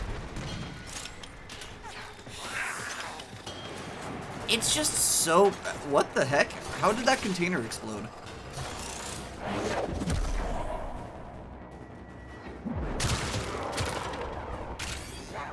I forget, can I make it explode by itself? No, you can only make the glaive explode if you're wielding it one-handed while also wielding a sidearm. I don't know why, but... And the explosive radial burst is a very important part of how I like to use it. So it's always important for me to have some sort of secondary equipped that I can dual wield secondary in my glaive with. Polymer bundle. Wonderful. Bundle up those polymers. It is cold in this house because we don't have heat. Fun fact. Okay, admittedly, we do have we actually do have a central heater, but it works just by warming up the air immediately around it, and it sets off the fire alarm if we try to use it. So. Operator, Nightmare have you house. looked at these codices? I have not. They're absolutely beautiful. Composed with such elegance and grace. I've never seen anything like them. Is there even an operator capable of writing anything so perfect? Wait. But you still have no idea what they mean, do you? No, not really. Well, I wouldn't expect the likes of you to understand.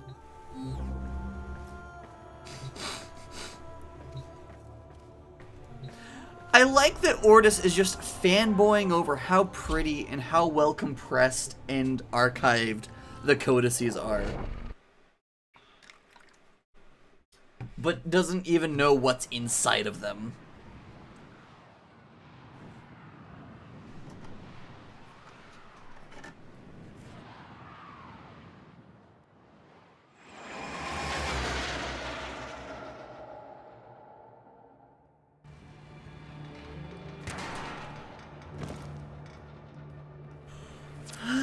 Ooh, this is one of the big ones. Arcane codices to this Corpus facility.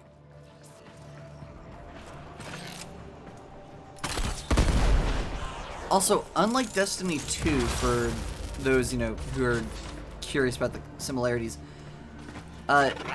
every weapon has, like, an ammo pool. Like, you can run out of ammo with any weapon, but there are also lots... The way it's handled, that is rarely, like, actually an issue in gameplay. It kind of just makes sure that you can't just post up in a, like, you can't post up somewhere for forever without having some way of restocking. But, it's really not a hard... So, for example...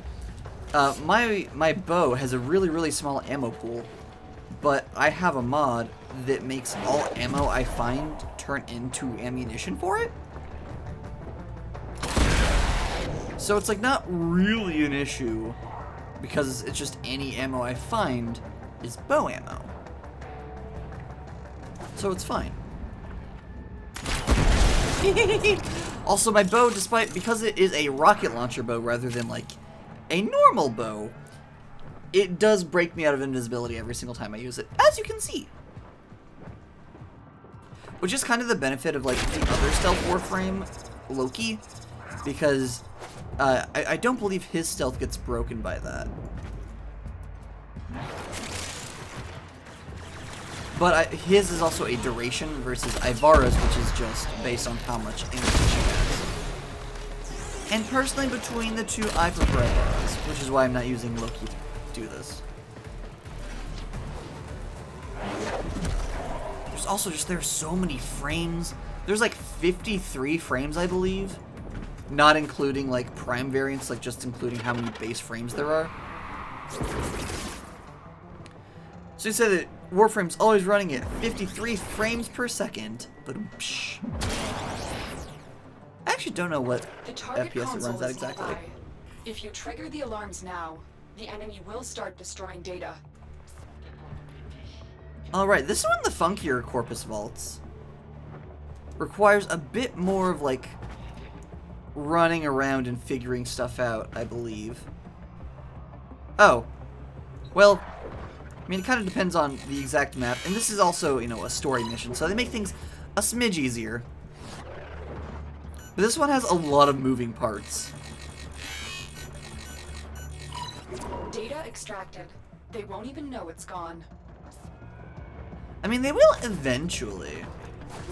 Also, one question that I have that I've never really thought about logistically till now is what exactly goes on with the whole stealing data? Is it like we go in and like, is it we cut and paste it onto a thumb drive? Or is it like we download it then delete the original? Is that what we mean by extract? How exactly are we doing this? Lotus, I have questions. I have so many questions, in fact, actually. I never really considered that until now. I just kind of, I don't know, I guess in my head I kind of wrote it out, like, the whole thing with capture Trigger victims. the alarms now, and they will start destroying the data. Because capture targets, like I mentioned with or like we saw with Maru, we like digitize them, and then apparently they're just transmitted and teleported via this weird digitization to extraction, or so it's what it sounds like based on what Lotus says. Because we saw Maru, and like we broke her into a bajillion pieces that went into the palm of our hand. Excellent work. A clean extraction with no alarms. And then Lotus was like, Maru has been escorted to extraction. And it's like, sure, if you say so. Are we sure that we're just not talking to a Maru clone at this point? That gets into Ship of Theseus type things, and that's not quite what I'm going for.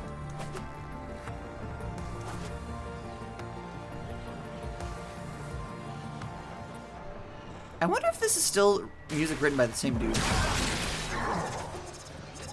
Because I know that most of, at least if I remember correctly, and I could be wrong. Could be wrong. I think most of the Warframe music is all made by one composer. Or, like, written by, at least. I don't know about performed by. At least whenever they're not doing cool things, like the whole,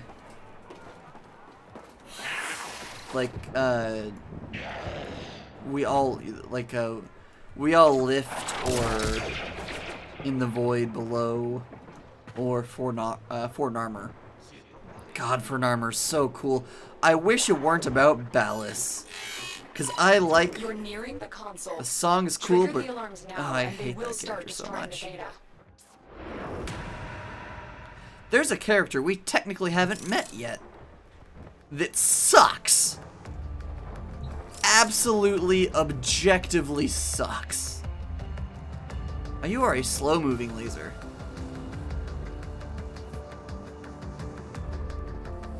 Okay, so I'm gonna want to go there.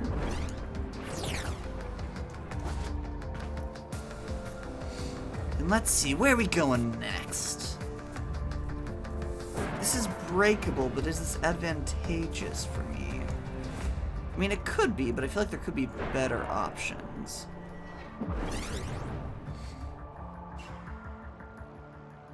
Oh, that was close. Also, on many, not all, but many spy missions, there are options for you to, like, go above a lot of the defenses. I've not been seeing many on this one. Any, actually. That one might lead to one. But there's multiple paths to get into every single spy target. And it's really cool of them. I really like games that give you flexibility on how you approach things. Excellent work. A clean extraction with no alarms.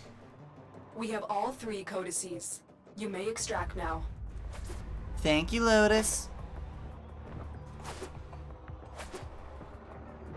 I love Space Mom. Which is really funny because, like, I'm not gonna give a lot away, but, like, story-wise, she hasn't quite earned the name Space Mom yet, but, like,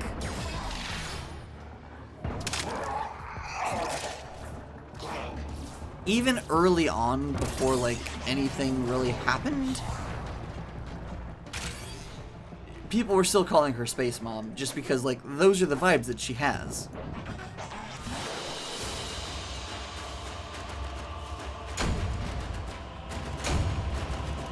I haven't done something on the channel, have I? I don't think I have. I know I've mentioned it before. I don't think I've actually played it for you all. I'm suddenly doubting myself.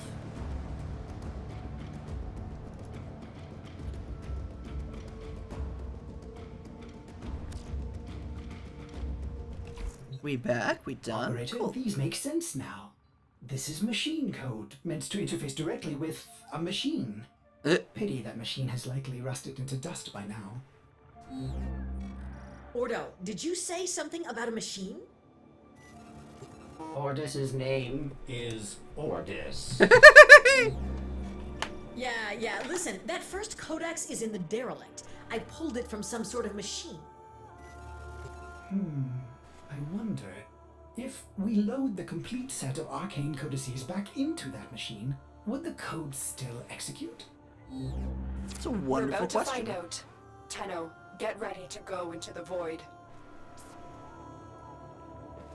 Oh, hey, the Deviri paradox is finally coming. Cool. There have been a couple updates that I haven't actually looked at because I've been doing other things, but that's actually very good to know. The Duviri Paradox is another big, like, story mission type thing. At least I think it looks like it's going to be, at the very least. It looks and sounds big. And I just checked, and I haven't done Second Dream. I don't know why I feel like I have. I really don't. But, either way, I'm excited. The Second Dream is a very good quest. Not terribly long either, but very good.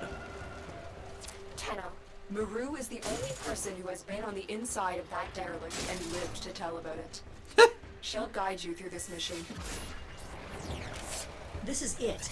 Your Lotus has promised me a cut of whatever treasure you find, so don't you tin suits go messing this one up. Get to the void portal. Maru, I said if there is any treasure. Oh, come on, the Oregon were all about treasure, weren't they? The only question is, how much? Well, it looks like the Grenier are here as well. Also, Maru was not wrong.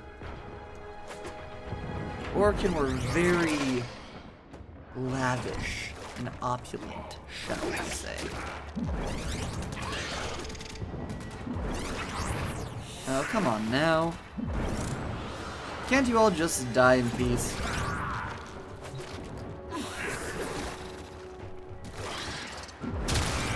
It's also really funky to me that this is considered a derelict?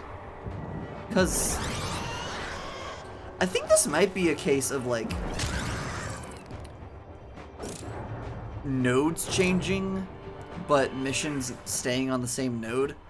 Because this is far from an Orkin derelict. This is just like a Grenier tile set that happens to have some infested on it. Versus the Orkin derelict being a very specific thing.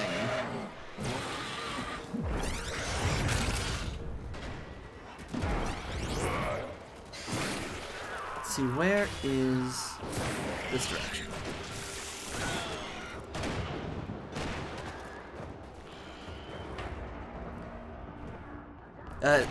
So like, it used to be...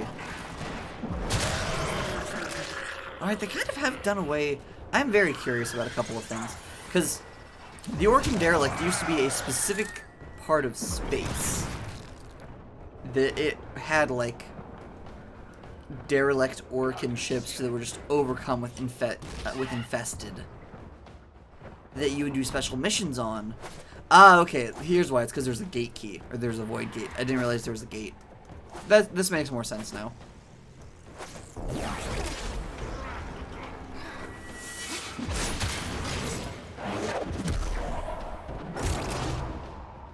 Also, technically speaking, whenever I do a melee attack, it takes a little bit of energy whilst I'm using the stealth field. But if I'm killing enough enemies, I get, like, they drop enough energy that it doesn't really matter.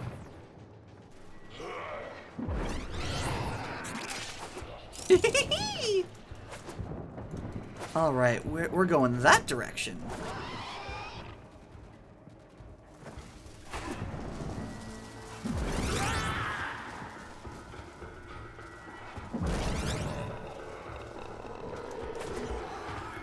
Here's what I was expecting.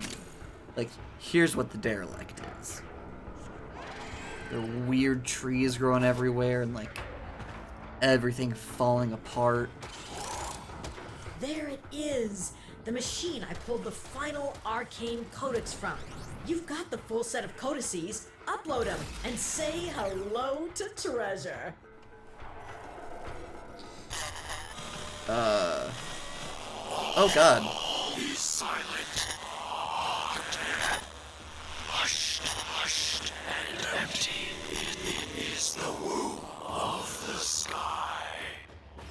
All is silent and calm. Hushed and empty is the womb of the sky. What just happened? What was The that? machine. It's gone. Tenno, watch out.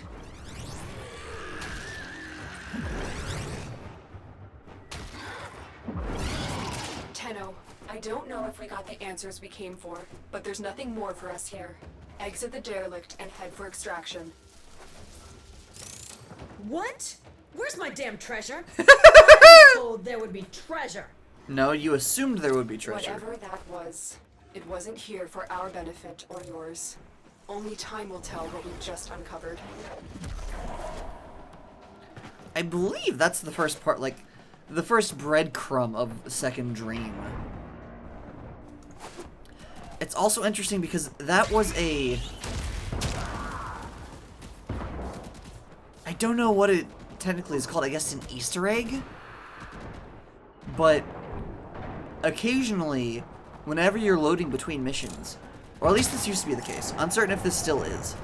I think it is actually, because Melody was playing recently, and, like, recently is in, like, the last 3-6 months or so. But she was playing, and, like, suddenly just kind of messaged me, like, oh, what was it? I don't think it was actually part of that specific message, but it was something similar. But there would be, like, whenever you would, like, load in, there would sometimes be, like, it would look almost like a console command type thing that would be opening up, and it would be writing in Oricon.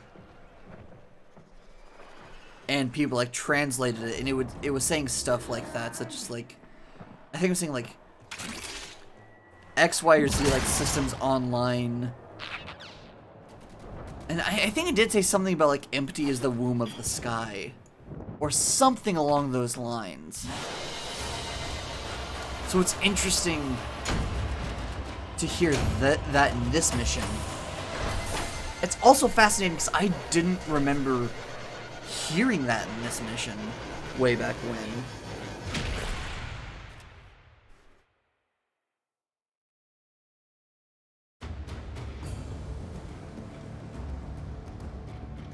I'm fascinated. I am intrigued.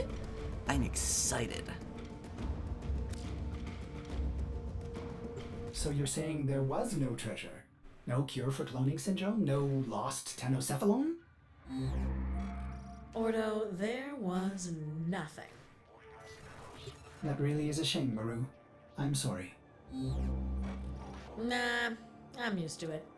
When you don't run with any of the major factions or syndicates, the big paydays are few and far between. I'm worried I'll about manage. backing out about losing the dialogue. Listen, I can't say it hasn't been fun, but with the arcane codices gone, I think it's safe for me to venture back out into the wild. See ya, tin suits. That's fair. Alright, and then I think... Let's see, what's mentioned in the New Strange? Stolen Dreams...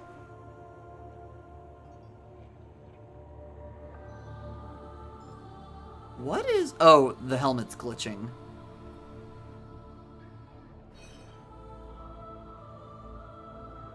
I think this will be fun. And short. Yeah, so I'm going to do the New Strange, Nata, end with this cinematic. And then I think I will go ahead and roll into recording the second dream tonight, but that won't be what will be seen on, you know, that's not what you'll be seeing today. Operator, what is Cephalon Cimeris like? I have heard so many wonderful things. A bit of an asshole, honestly. I'm not the biggest fan in the world of Cephalon Cimeris. Cephalon Cimeris is an interesting character that's very, like... They run a simulation called the Simulacrum that is basically... Sentinels entered this Grenier prison searching for a curious anomaly. Their last known location was the prison block. Hunter, I must know their fate. Essentially, Cimeris has the Simulacrum thing that is where basically they store all of the data accumulated from all of the entities that have been synthesis scanned enough times. It's kind of like their way of like giving immortality to everyone and everything. Samaras, what was so important that your sentinels would risk entering a Grenier prison? All knowledge is important. I would expect you to know that, Lotus.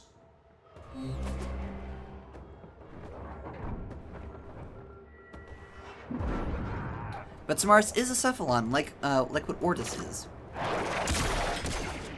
What exactly is a cephalon? We don't know. Specifically. Explicitly. Yet. Oh.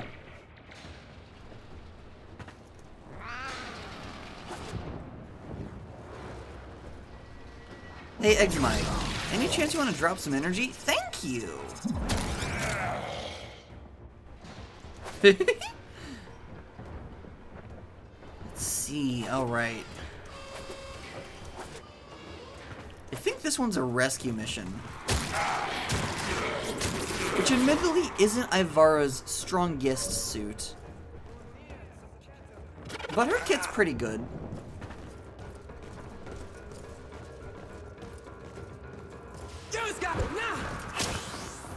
Haha! Shh. Go to sleep, go to sleep, go to sleep.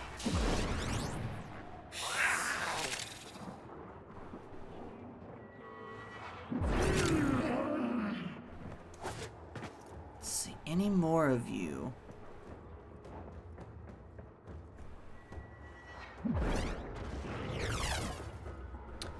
There's a... So for rescue missions, there's a... You get better rewards if you take out all of the wardens guarding the people that you're rescuing. And you get even better rewards if you manage to kill all of them stealthily.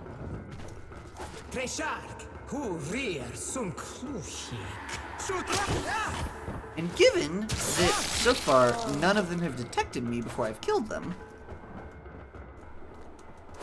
I think that is going well. I like this one because it kind of gives, like, not exactly, but it kind of, like, scratches that dishonor ditch a little bit.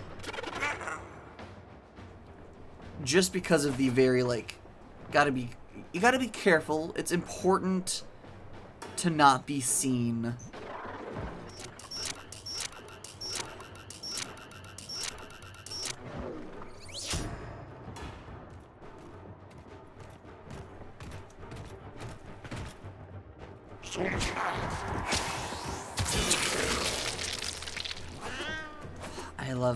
I really genuinely I adore this game.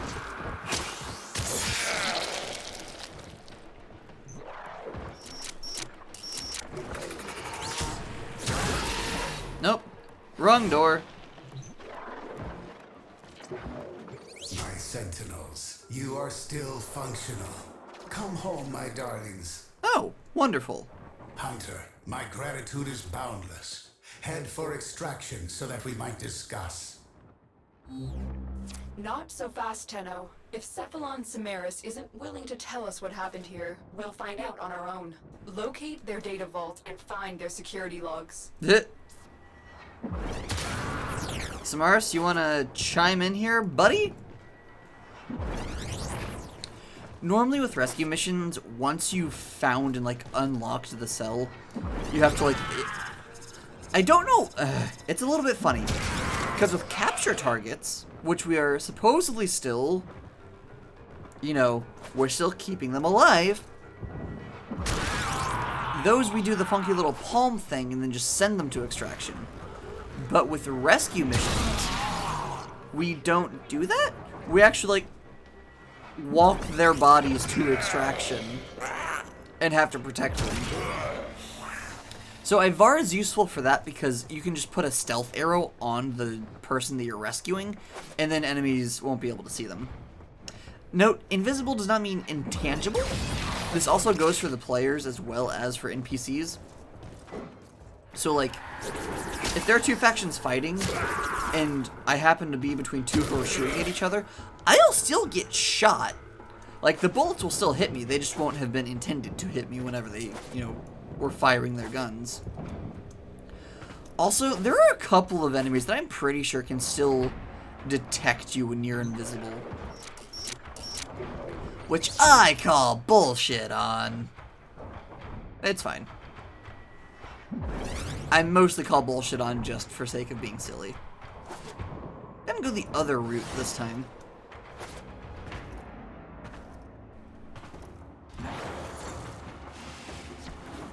Haha! Did not mean to have to cast that twice. Other than that, though, nailed it.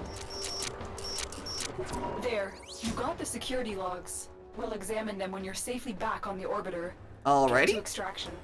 if you insist. Going to extraction. Gotta get to the next part of the quest.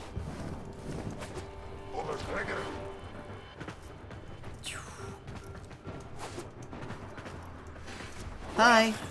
Bye. One thing that I do love so much about Warframe is that whenever you kill someone with a with a bow or a crossbow or something like that,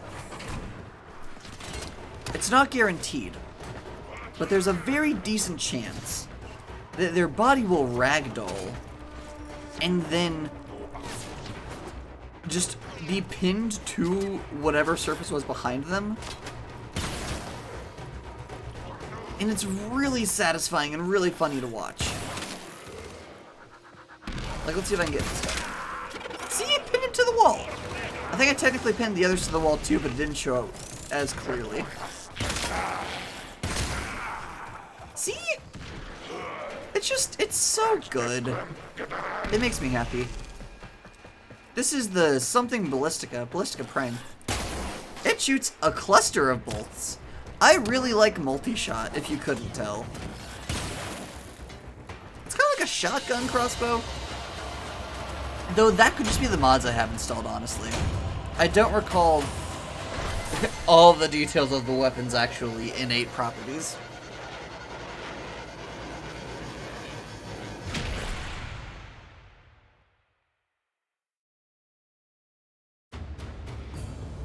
It's a fun bow. That's the one that's like, oh, cool, I shoot you and I make a ghost because you died. It's real good. The corruption to the security logs was extensive, but we managed to retrieve fragments of a biological signature. Could this be what Samaris was after? Ordis will perform analysis on the signature now. Oh, there's nothing here but...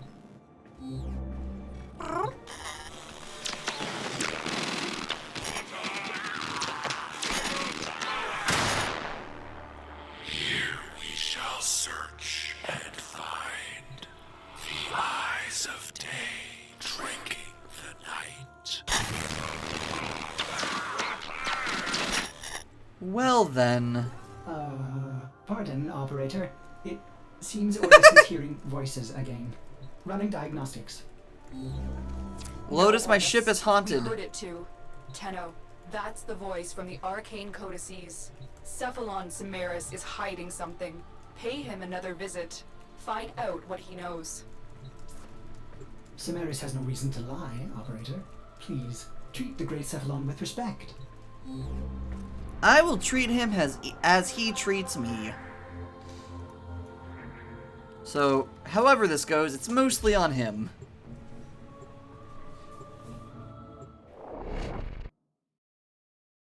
I don't know why Ordis has such a thing for Samaris, honestly. They're not that likable. They're very kind of like the archetypical, like, ah, yes, I can see and predict everything before me. If you don't understand my motives, it's because your brain isn't big enough. It's like, go, Samaris, no.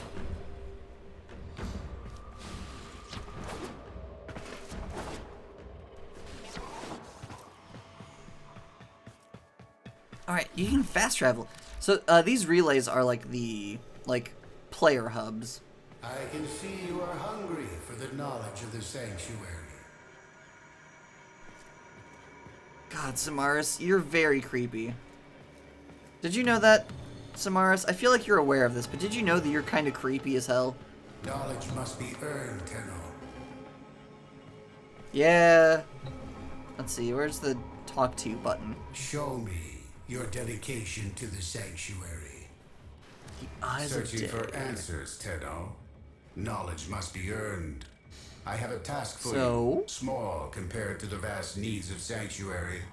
Hunt for me, and in return I will tell you what that biological signature means.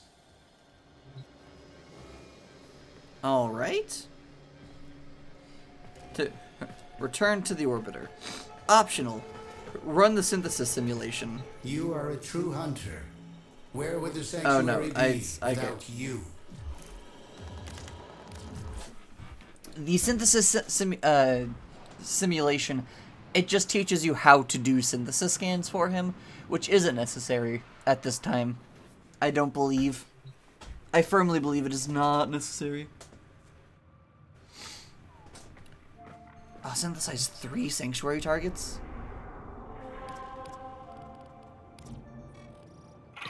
Wait, hold on.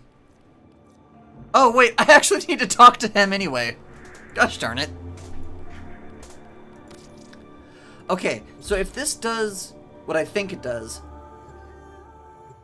I might go ahead and decide to skip to Nata. Because it's going to do what I think it's going to do.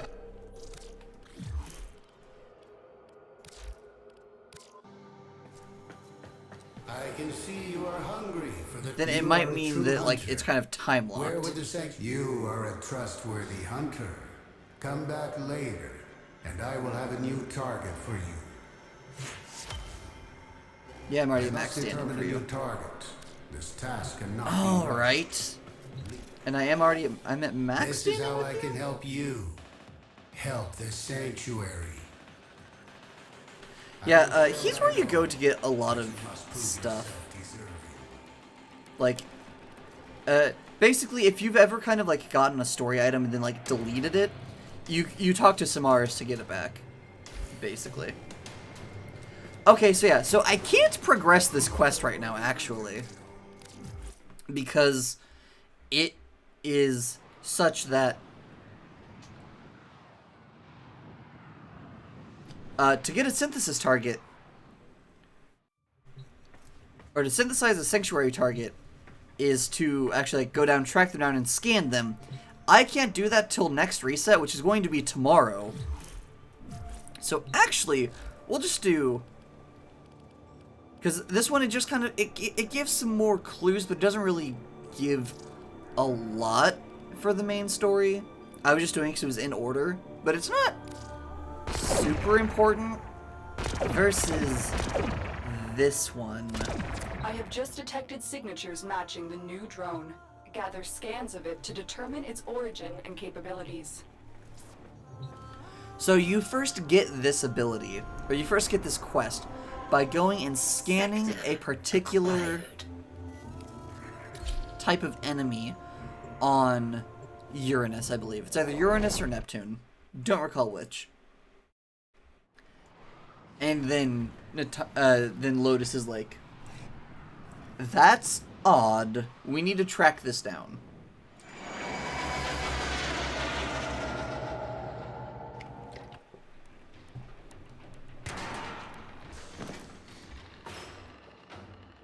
I've marked the signatures on your map. Gather scans, but approach with caution, Tenno. Are there still normal enemies? Or is it just the drones? I do also apologize a little bit in advance. There will be a section later in this quest that does drag a little bit just because the underwater movement, just honestly, the underwater segments of this game are a little bit finicky, but we have to go through one of them for part of this quest. It's very much worth it. I will say, as much as I dislike Arcwing, It doesn't seem very interested in you. Try to get a scan of what it's collecting. That may reveal its purpose. Where is it, though?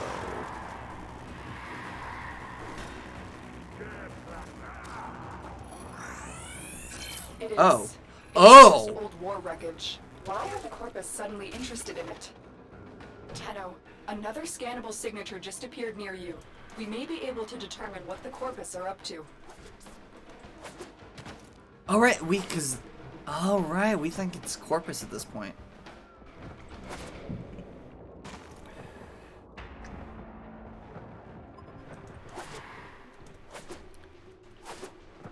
I'm also just now realizing that I don't know what was going on in my brain whenever I, like, first played through some of these, because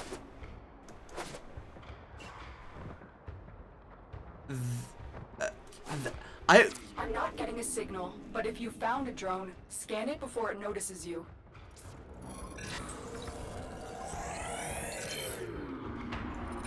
Oculist. Got one. Coopros. Puppers. Tenno, what did you see? My data stream went dark. This thing is not a Corpus design. If you can get another scan, I can determine its origin.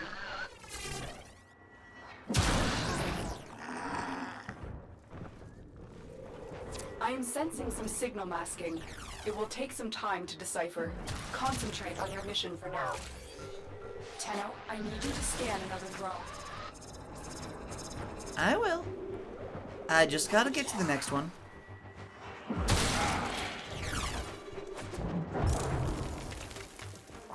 Dang, there's just been no energy on this one. No energy rights.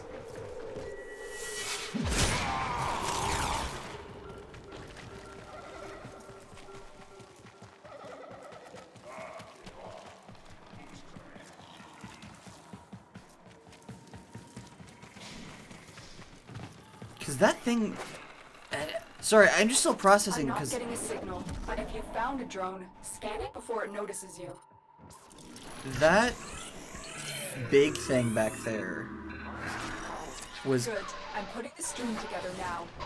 It is an oculist. That means... I'm sorry, Tenno. Stay safe. Hey, Space Mom! Hello? Did the Lotus just Abandon the operator? get cut off? I have extraction ready. I think you should hurry. Yeah, I think so too, Lotus. That first thing that we scanned was very weird, and I have no recollection of seeing it before. So I'm just a little weirded out by like how I missed that previously.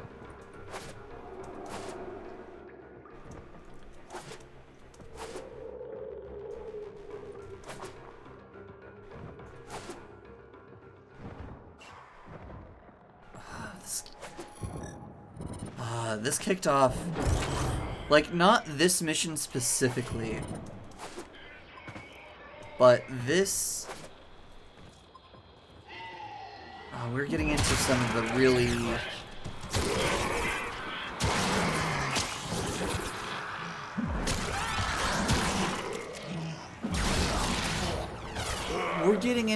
the really, like, existential parts of things, and I'm so excited. I'm just being flooded with so many memories of going through this section for the first time. And I am going to be playing everything that is still replayable, but I do highly suggest playing it for yourselves as well. Because this game...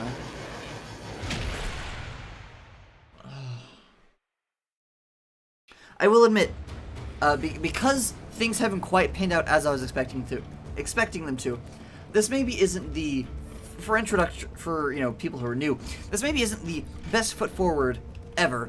I maybe should have... Ordis knows what it is like to be abandoned. Don't worry, someone has offered to help us.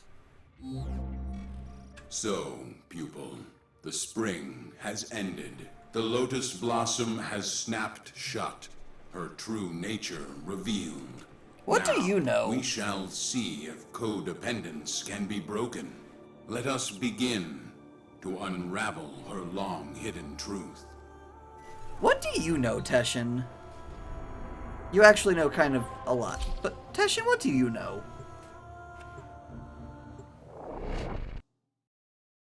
Also, Teshin's the one who, like, facilitates PvP things in Warframe.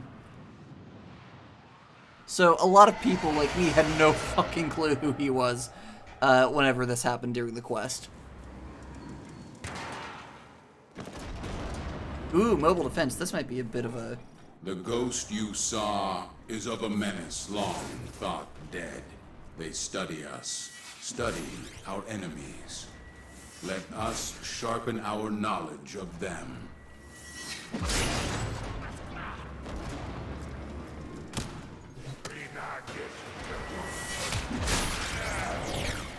This mission's not going to be a challenge, it's going to be annoying.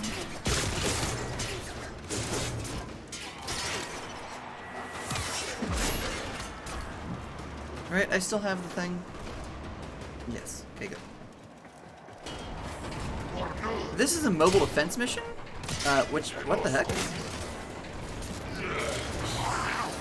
Did I lose my glaive somehow?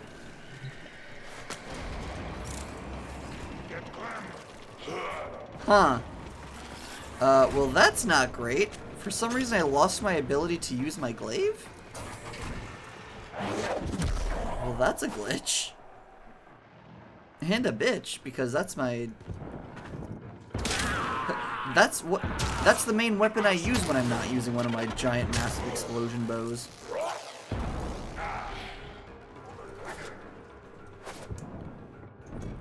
Here, this console will serve my purpose. Unlike your lotus, I will not keep its secrets from you.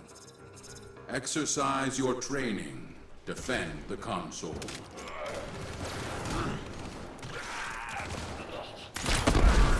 I just lost him. I'm locked out of melee for some reason.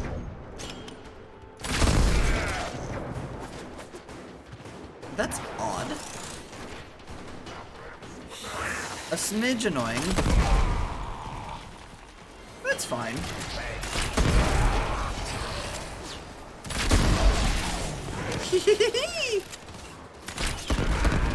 So mobile defense missions are interesting. They're essentially, the way that these function is we have to go take a fancy thumb drive to various locations and then hack into them using said thumb drive and make sure that enemies don't blow up the console whilst we're hacking them.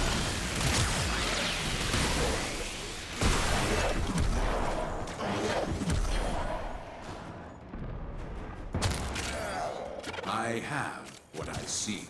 Move on. I'm glad you have what you seek, Teshin. Not tension. Tension's what I have in my back, constantly. Because I don't know how to relax individual muscles in my body. Which is apparently something that some people know how to just do instinctively. Which is wild to me.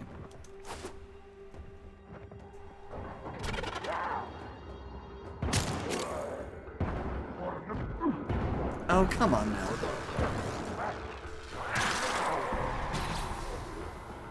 What the heck? I think my ghost shot me.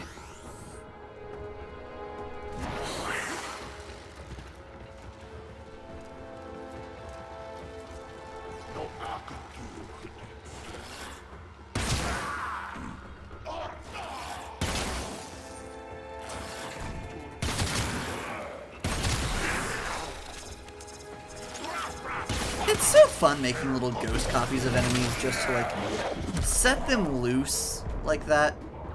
It's very satisfying. Access the console. I'm going to access the console. Protect this console. Go.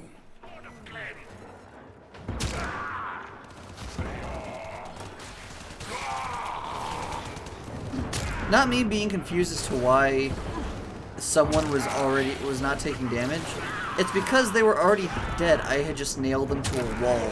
But I nailed them to a wall so perfectly, it looked like they were just standing up.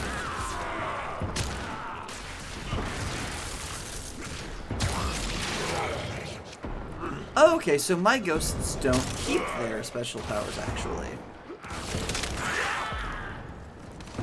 Because if they did, then I would have a giant person with a shield on my side.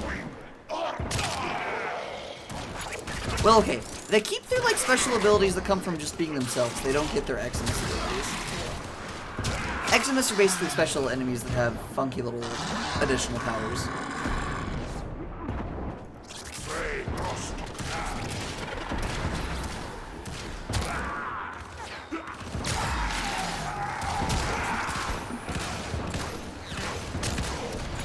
My task is complete, but the puzzle calls for one last piece. Advance to the final console. I do still love piercing weapons. In all games, I love piercing weapons. I love it whenever I can shoot once and hit multiple people. It is the most haha. Just gonna hang around there, bud. It is so very satisfying.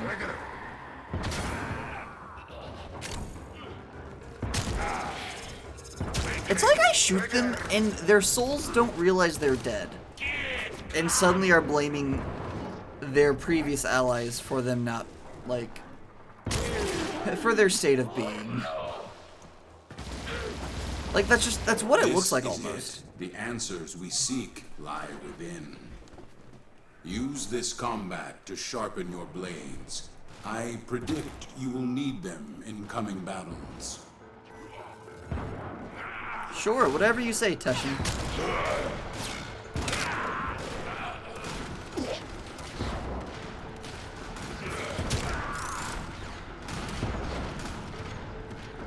I genuinely don't know how much damage the ghosts actually do, but at the very least, they're very good for distractions.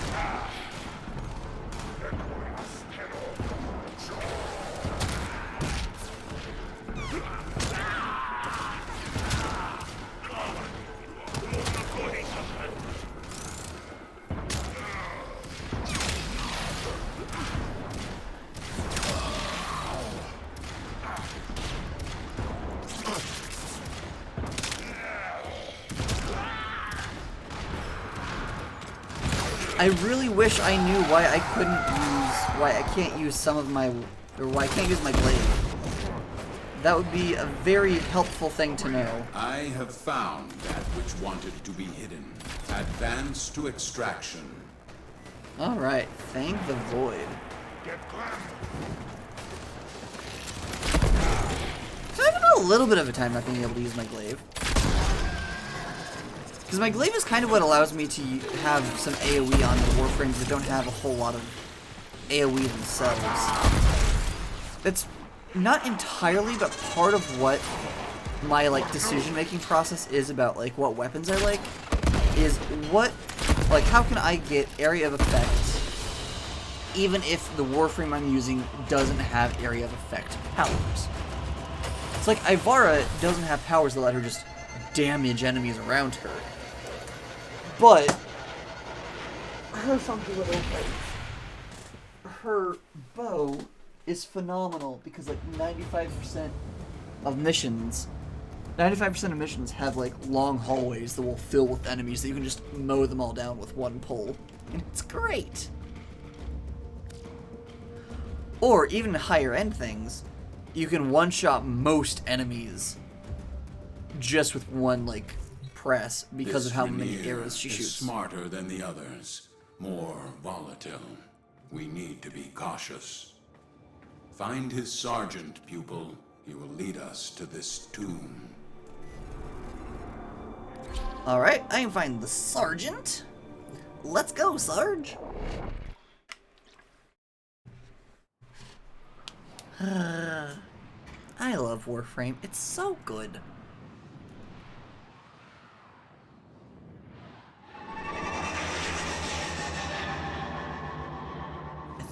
We're close to the end of this mission already.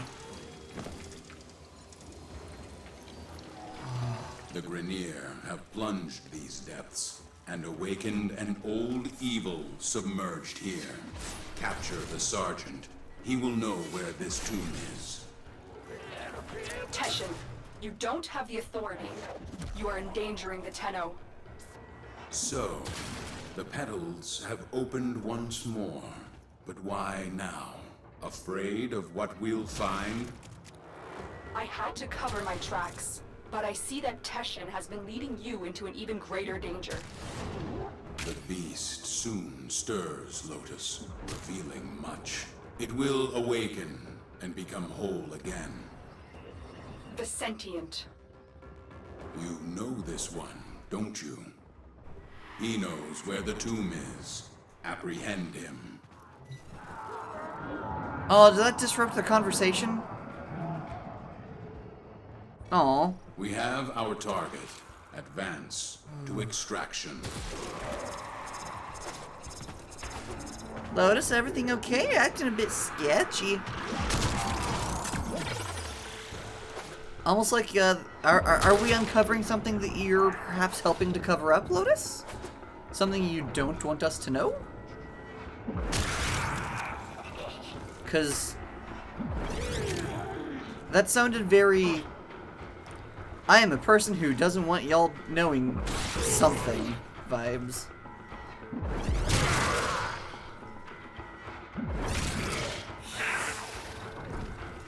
Gosh, I love this game.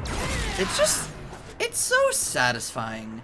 Just throwing out my glaive and everything around me just dying.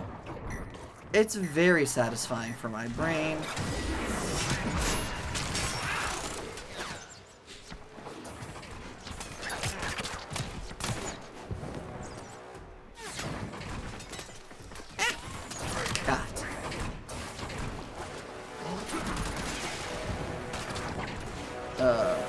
Oh, okay, we're going down. Woohoo!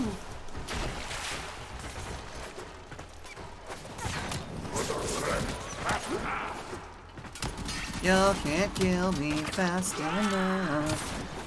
It's a really fun part is like, once you are done and ready to go, you can just go. And then, you know, get there. Because unless you're doing, like... Honestly, I can't even think of a situation in Warframe where the enemies can kill you fast enough that if you're just running through that you would die. I guess you're doing like a couple of very specific type challenges, maybe? If you go in very under-equipped? Speak, Lotus. The pieces are set. It is your move. Till Regor must be stopped from entering the tomb. I have to risk exposure to stop him. Go. Alright. Talrigor, also known as Baradaddy because his deep voice and massive hands. I'm only partially joking. You'll see his voice. Well, you'll hear his voice. Talrigor is certainly a character of all time. Oh, this is survival. Fun. Get to the waypoint. I will give you further instructions when we get there.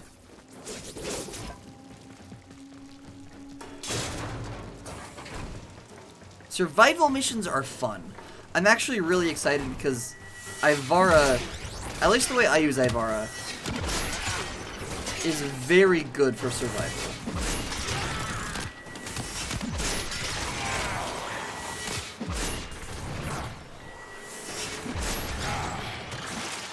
Because once I've started the actual survival event, I'll just be getting so many kills and so much energy, and I'll just be always invisible.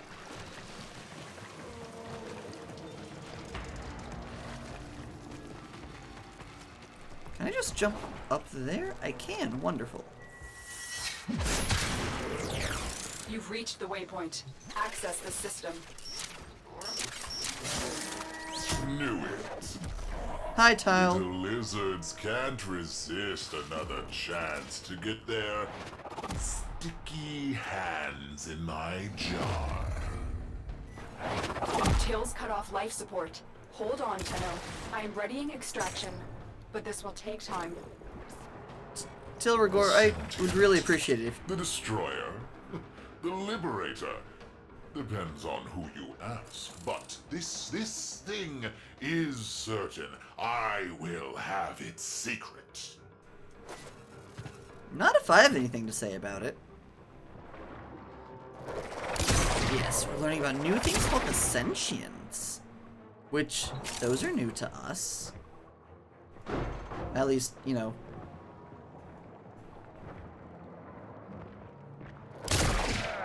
New in the story at this point. So, survival missions are funky. Life support on the way. I like them a lot. They're honestly... Survival missions are my favorite type of endless mission. There are a couple of them now. There used to be fewer. At one point there was just defense and survival. Now there's defense, survival, disruption, and excavation. And interception. I've delivered a life support capsule to the area. Activating it will buy you more time. But how survival works is, I mean, as she mentioned, life support has been cut off. And there's different lore as to why, as like how this, as to why life support is necessary for every place. For example, when you're doing an infested survival mission, it's like they're releasing spores into the air. Funny, isn't it, Tenno? I'm cracking open the sentience tomb and sealing yours at the same time. Not laughing? Well, I don't know. I find it funny. It's not a tomb, Rhaegar. It's a cage. If you open it... Is that Teshin? So... The pseudo-Tenno lives! Still drunk on your own honor? Shocked it hasn't rotted you through yet. Get ready for a capsule. Basically, survival missions, there's lots of enemies to kill, and they drop life support capsules, and Lotus will also periodically will give you more life support capsules. I've delivered If you another don't, life support if capsule. you're struggling to keep up with they're killing enough enemies. The sentient, nasty thing came from where? Who cares? They smashed the Orokin, freed us. How? How'd they do that? I want to know. Oh god, I forgot about Burned Lotus. That was a terrifying image. For anyone who missed it, go back a couple bits. There's a thing that appears, just looks like Lotus but burned and crispy.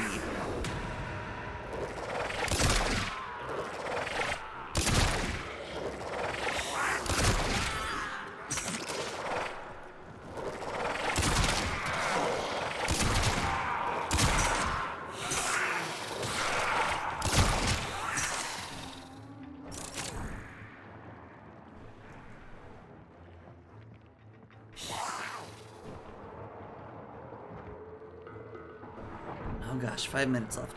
The one thing, like, the one biggest complaint that I hear about,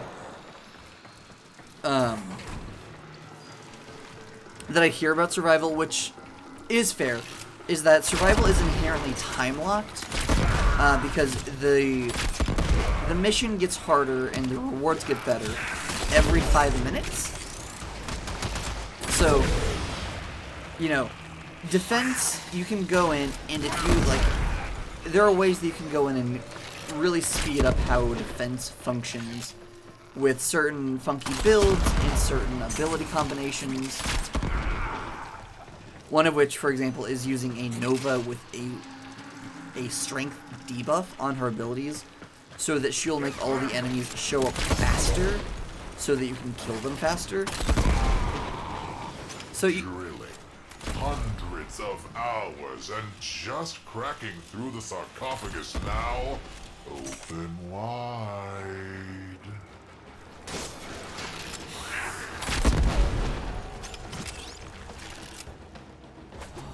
How tough must the sarcophagus be? Oh, Tyler Gore, you are playing things you don't want to play with, my guy.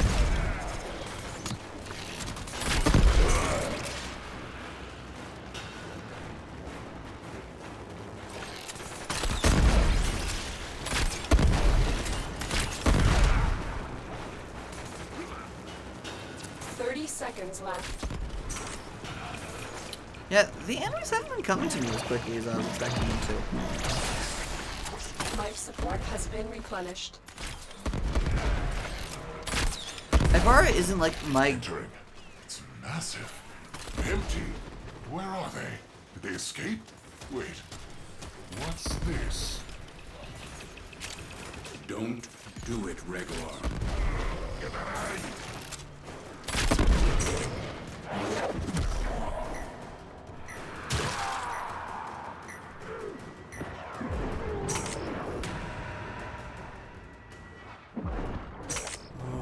Yeah, I think this is the last mission of this quest. If I recall correct. I might be wrong.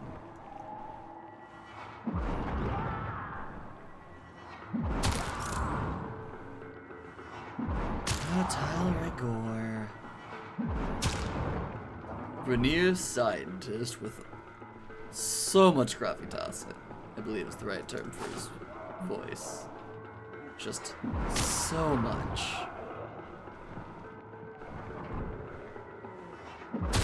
And his weapon is like a massive set. Basically oversized brass knuckles, kind of. But like, they're meant to be Arcwing weapons, which means they're oversized. Because they're meant to be wielded in the void of space. Where there's not gravity.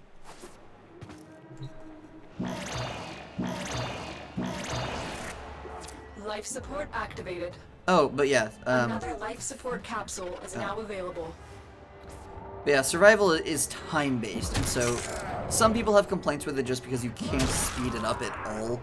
Versus other modes, you can ostensibly find ways to make it go much faster if you really want to. Personally, I just play the game to enjoy it. I'm not really the kind, like... Sure, I do, like, I do have to farm for things sometimes, but whenever I go into farming, I'm not... Exodus. Some primordial forma. An engine for self-manipulation. What will it do for me? What has he found? What was that? Oh, God. I know what's happening, and I'm still on edge, honestly. It's so creepy. You are running out of time.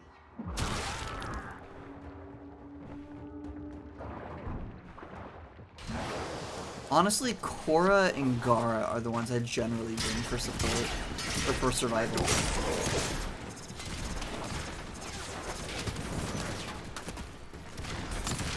Am I gonna actually die? No. Additional life support has arrived. Not alone. Who's there? Nata, you cannot hide from me. All of you retreat now! Nata, who have you become? Does this form remind you of what you once were? Time has carried my seed so very far from the branch. Life support has been replenished.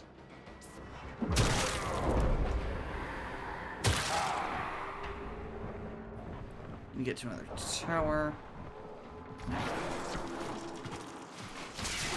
Oh, shoot. These things are so... This place is so incredibly unnecessarily complicated. Extraction ready. Leave now. Get out. We're leaving now? Life support activated. We're not gonna go investigate the funky voice? I feel like we should go investigate the funky voice. Or is that at a different location? Is that not here? Okay, that's apparently not here. Hey, Lotus, you want to explain what that was? Additional life support has arrived. Oh, Lloyd.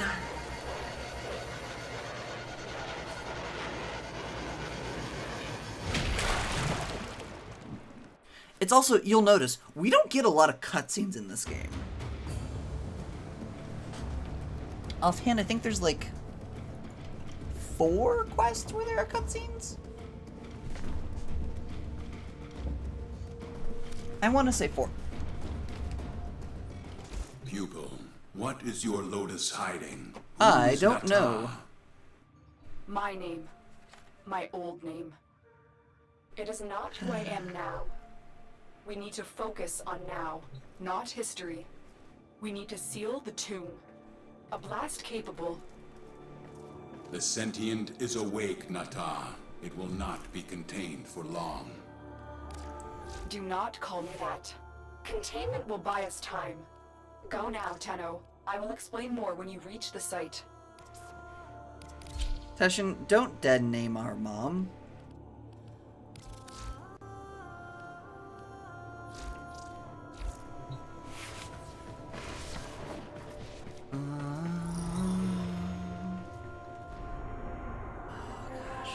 Even knowing what I know, it just... something about hearing that voice just instantly took me from, alright, I am doing this to show off the fun little story to, oh, I'm in it again, I am in it again. I just... A focused blast could release the magma flows beneath and rebury the tomb. Protect the bomb during its lengthy arming process. Oh, I didn't realize this was a defense mission. Well, we'll see how well Ivara survives.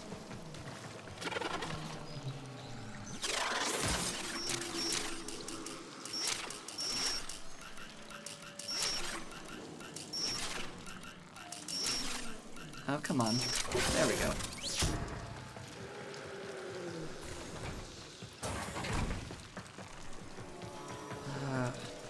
I hate Sharkwing. Though at least Sharkwing did lead to Titania. Because there was a bug that would sometimes happen where after you left Sharkwing... So, Insider Baseball, some things. The way that that mode works, the water levels work, is basically there's like a small micro-sized version of things that they have the water levels at. So whenever you're in the water, you're actually shrunk down a lot. And there was a glitch where sometimes whenever you would leave the water, you wouldn't get bigger again. And that glitch is what inspired, at least partially what inspired the Warframe Titania, because her ultimate is she becomes tiny and is just a little fairy floating around.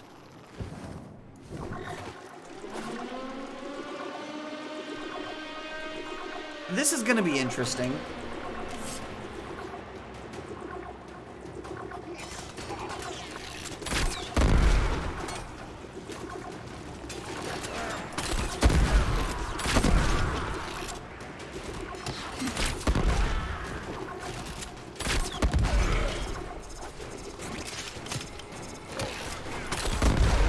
Okay, come on. We can take you, come on. I have a bow that shoots rocket launcher ammunition. What do you have? I say as if the enemies don't also technically have access to this technology.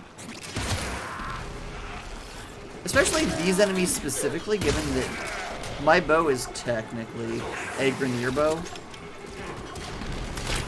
A fact that I high-key loathe, because I don't like Grineer aesthetics.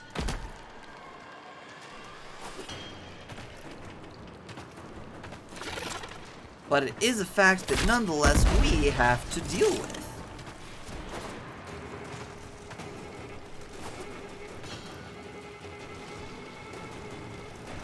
You know, this would be much easier for me if I just actually cut to once this was done. But I don't like doing that. Oh shoot, the target moved. Wait, if it's one bomb, how is it moving? I have questions about logistics here, actually.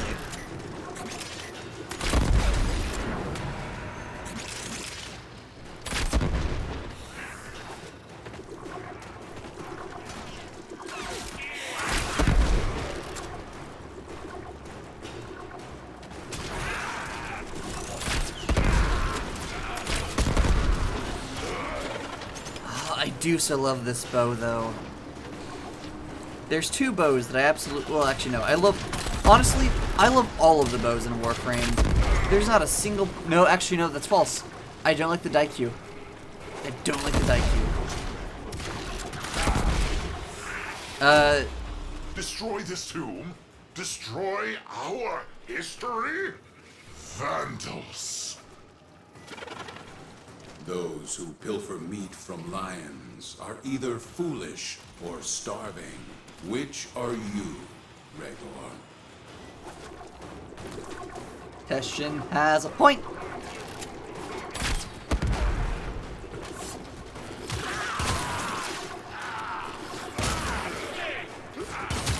Haha, 2 for 1. Nice.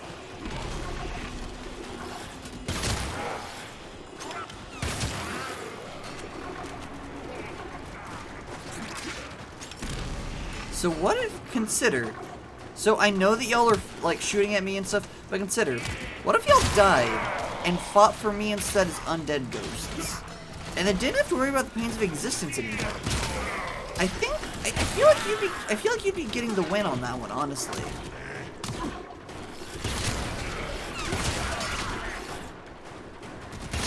Like personally, like if someone offered me that, I think I'd take them up on it, honestly.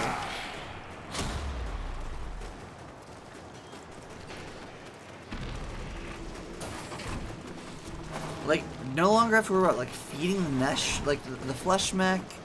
Like, you just gotta take out some guys? Sure.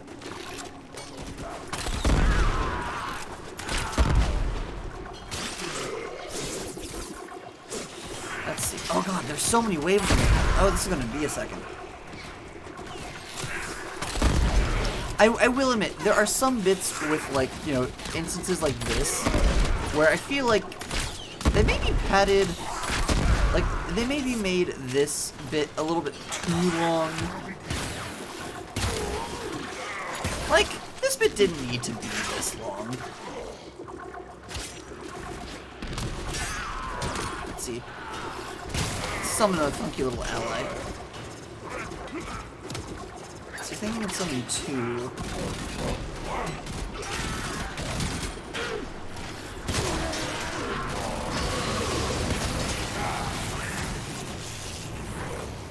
Well, that's new. Not gonna complain, though. Oh, that's mine. Okay.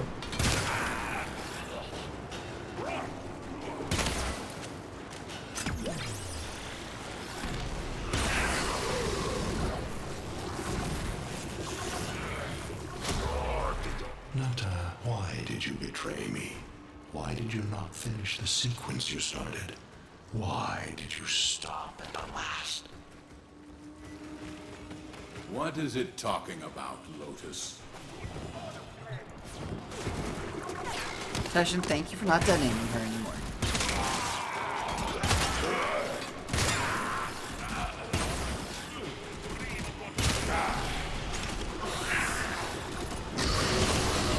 That's so cool. So you can get things called specters, which let you like summon little people to help you fight. And apparently one of the ones that I summoned can just do the giant flame blast, which is cool as hell.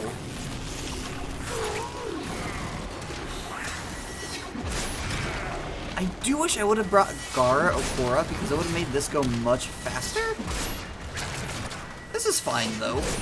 I'll just throw around my little frisbee of death.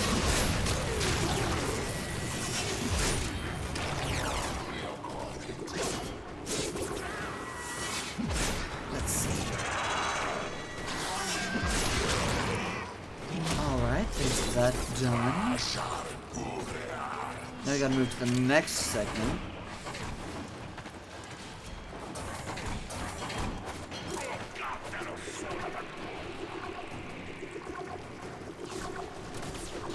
Let's see. Oh wait, I could use.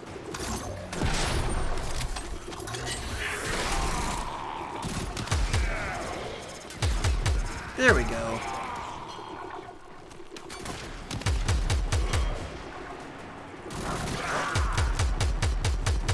It's my estrogen gun. I'm transing all of their genders.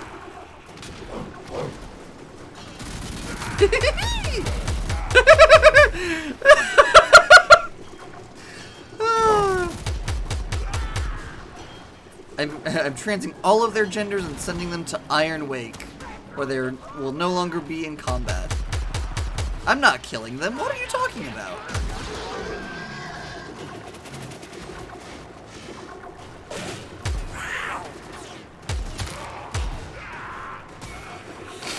Not gonna lie, I forgot which arc gun I had equipped. I thought it was gonna be the estrogen beam, not the estrogen cannon, but that's fine. I don't mind the estrogen cannon. We crossed the gap, wounds and ruin to bring an end to this. We severed worlds. Let them destroy me. Why is the sequence not complete?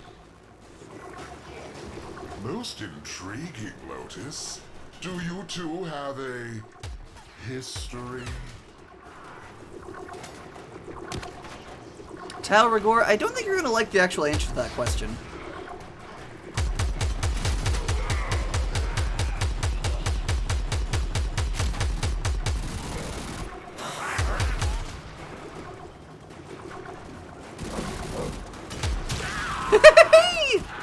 Transed. Welcome to the club.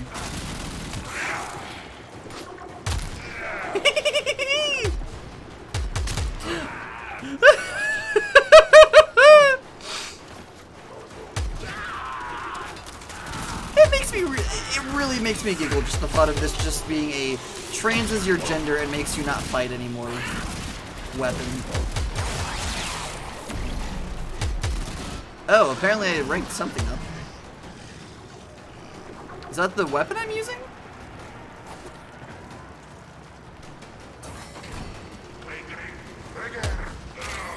Hey, energy.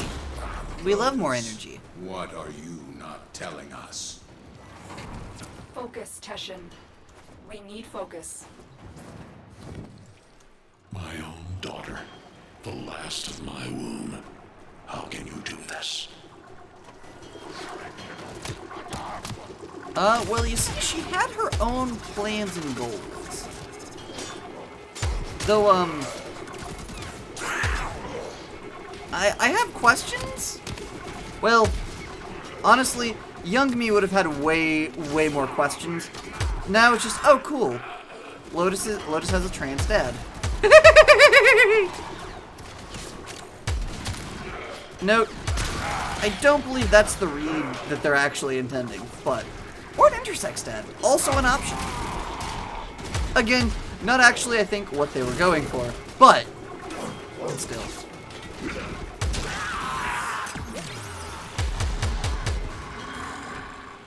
Huh, apparently the transgender gun does work on dogs. Which that has interesting implications that we're not going to unpack here.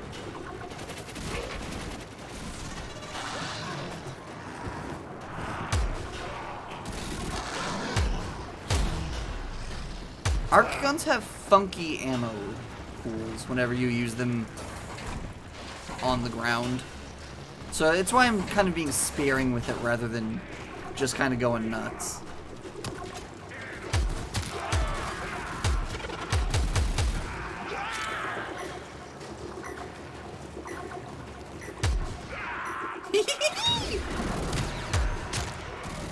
This gun's kind of nifty. Its bullets like arc and then explode. So it's like, it's not actually like a grenade launcher, but it's funky.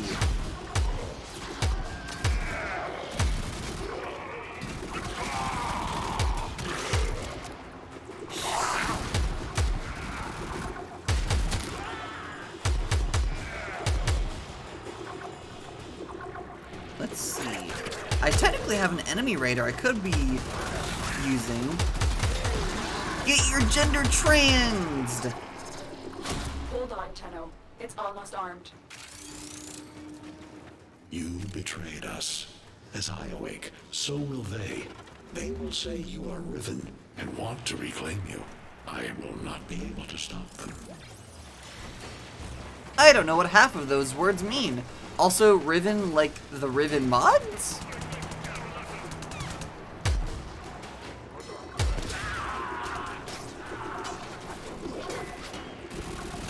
Uh-oh. Yo, we should probably start fighting. I'm gonna run out of ammo for my gender gun, then I'm just gonna have to kill you. Why is this gun a gender gun and everything else is a death gun? I don't know. I don't make the rules. I think it's the rule of what's funniest? Question mark?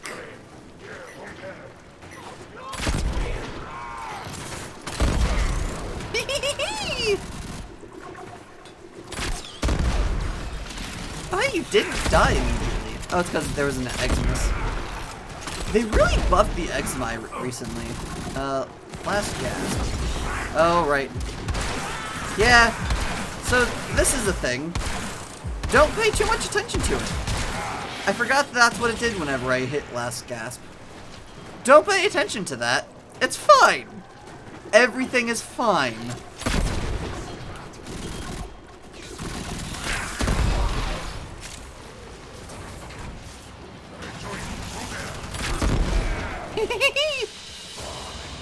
The bomb is armed. I'm pulling you out. Oh, there's one more still? Jeez. I am going to change my arc gun, though, because I have a... I think it would be more fun to use the gender beam if I have to use my... If I get in a situation like that again. It'd be more fun to use the gender beam than the gender gun. Nata, Lotus, you cannot hide this Hey, don't past use her any gender. longer. There are gaps. I had my mission, and I have completed it. All but the last sequence. To destroy the Tenno. The war was over, so I hid them away. In the second dream, I could not destroy them.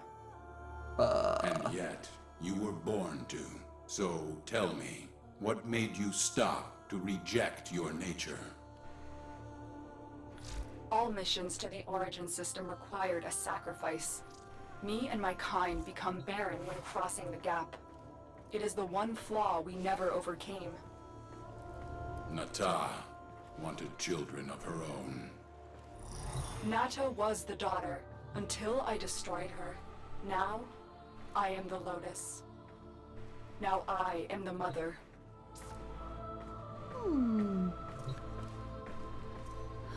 I love Space Mom so much.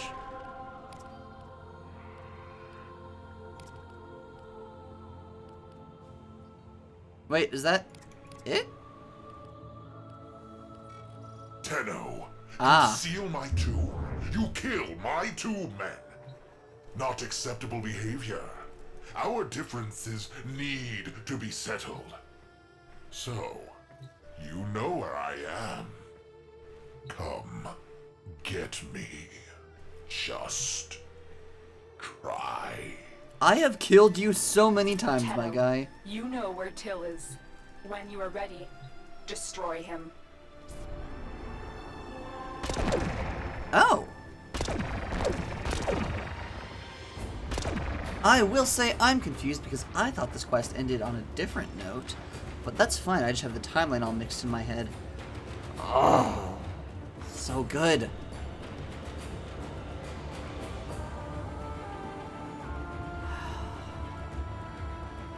So now...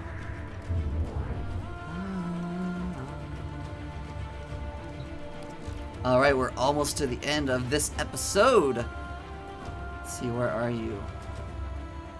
And you know things are gonna be fun, because look at look whose face is on the cover for the second dream. Our good old boy, the Stalker.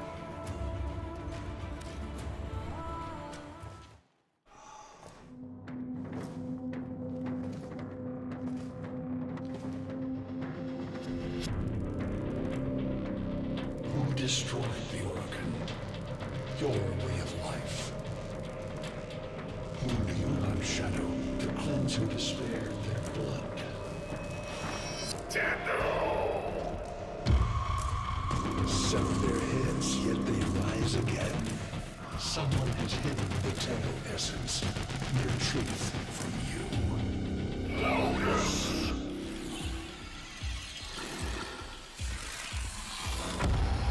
I know where she hides the Tenno heart. A womb in the sky, forbidden to my kind. But where you will take me. I am Hunha, sentient destroyer of worlds. By your hand, expose their heart. By my edge, leave it beating from its nest. Ah, it's so good! That's where we're gonna pick up next time. Oh, I'm so excited! We got like a lot of like the building blocks, the base quest out of the way now. And next time, we're gonna get right into the second dream and figure out some questions about what's going on. And I'm so excited. So, thank you everybody so much for watching. I hope you're having a wonderful time. I know I am.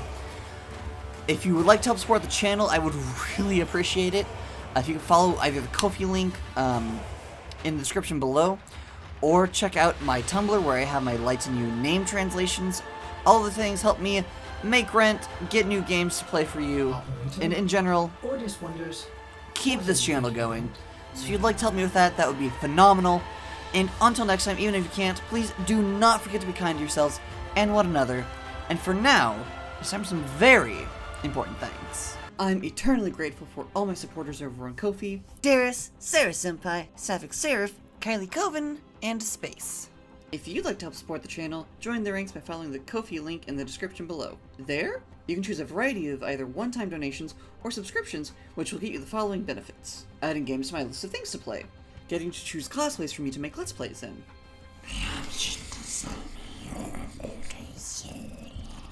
Access to the subscriber-only Discord server, and much, much more. As always, don't forget to hydrate, masticate, and medicate.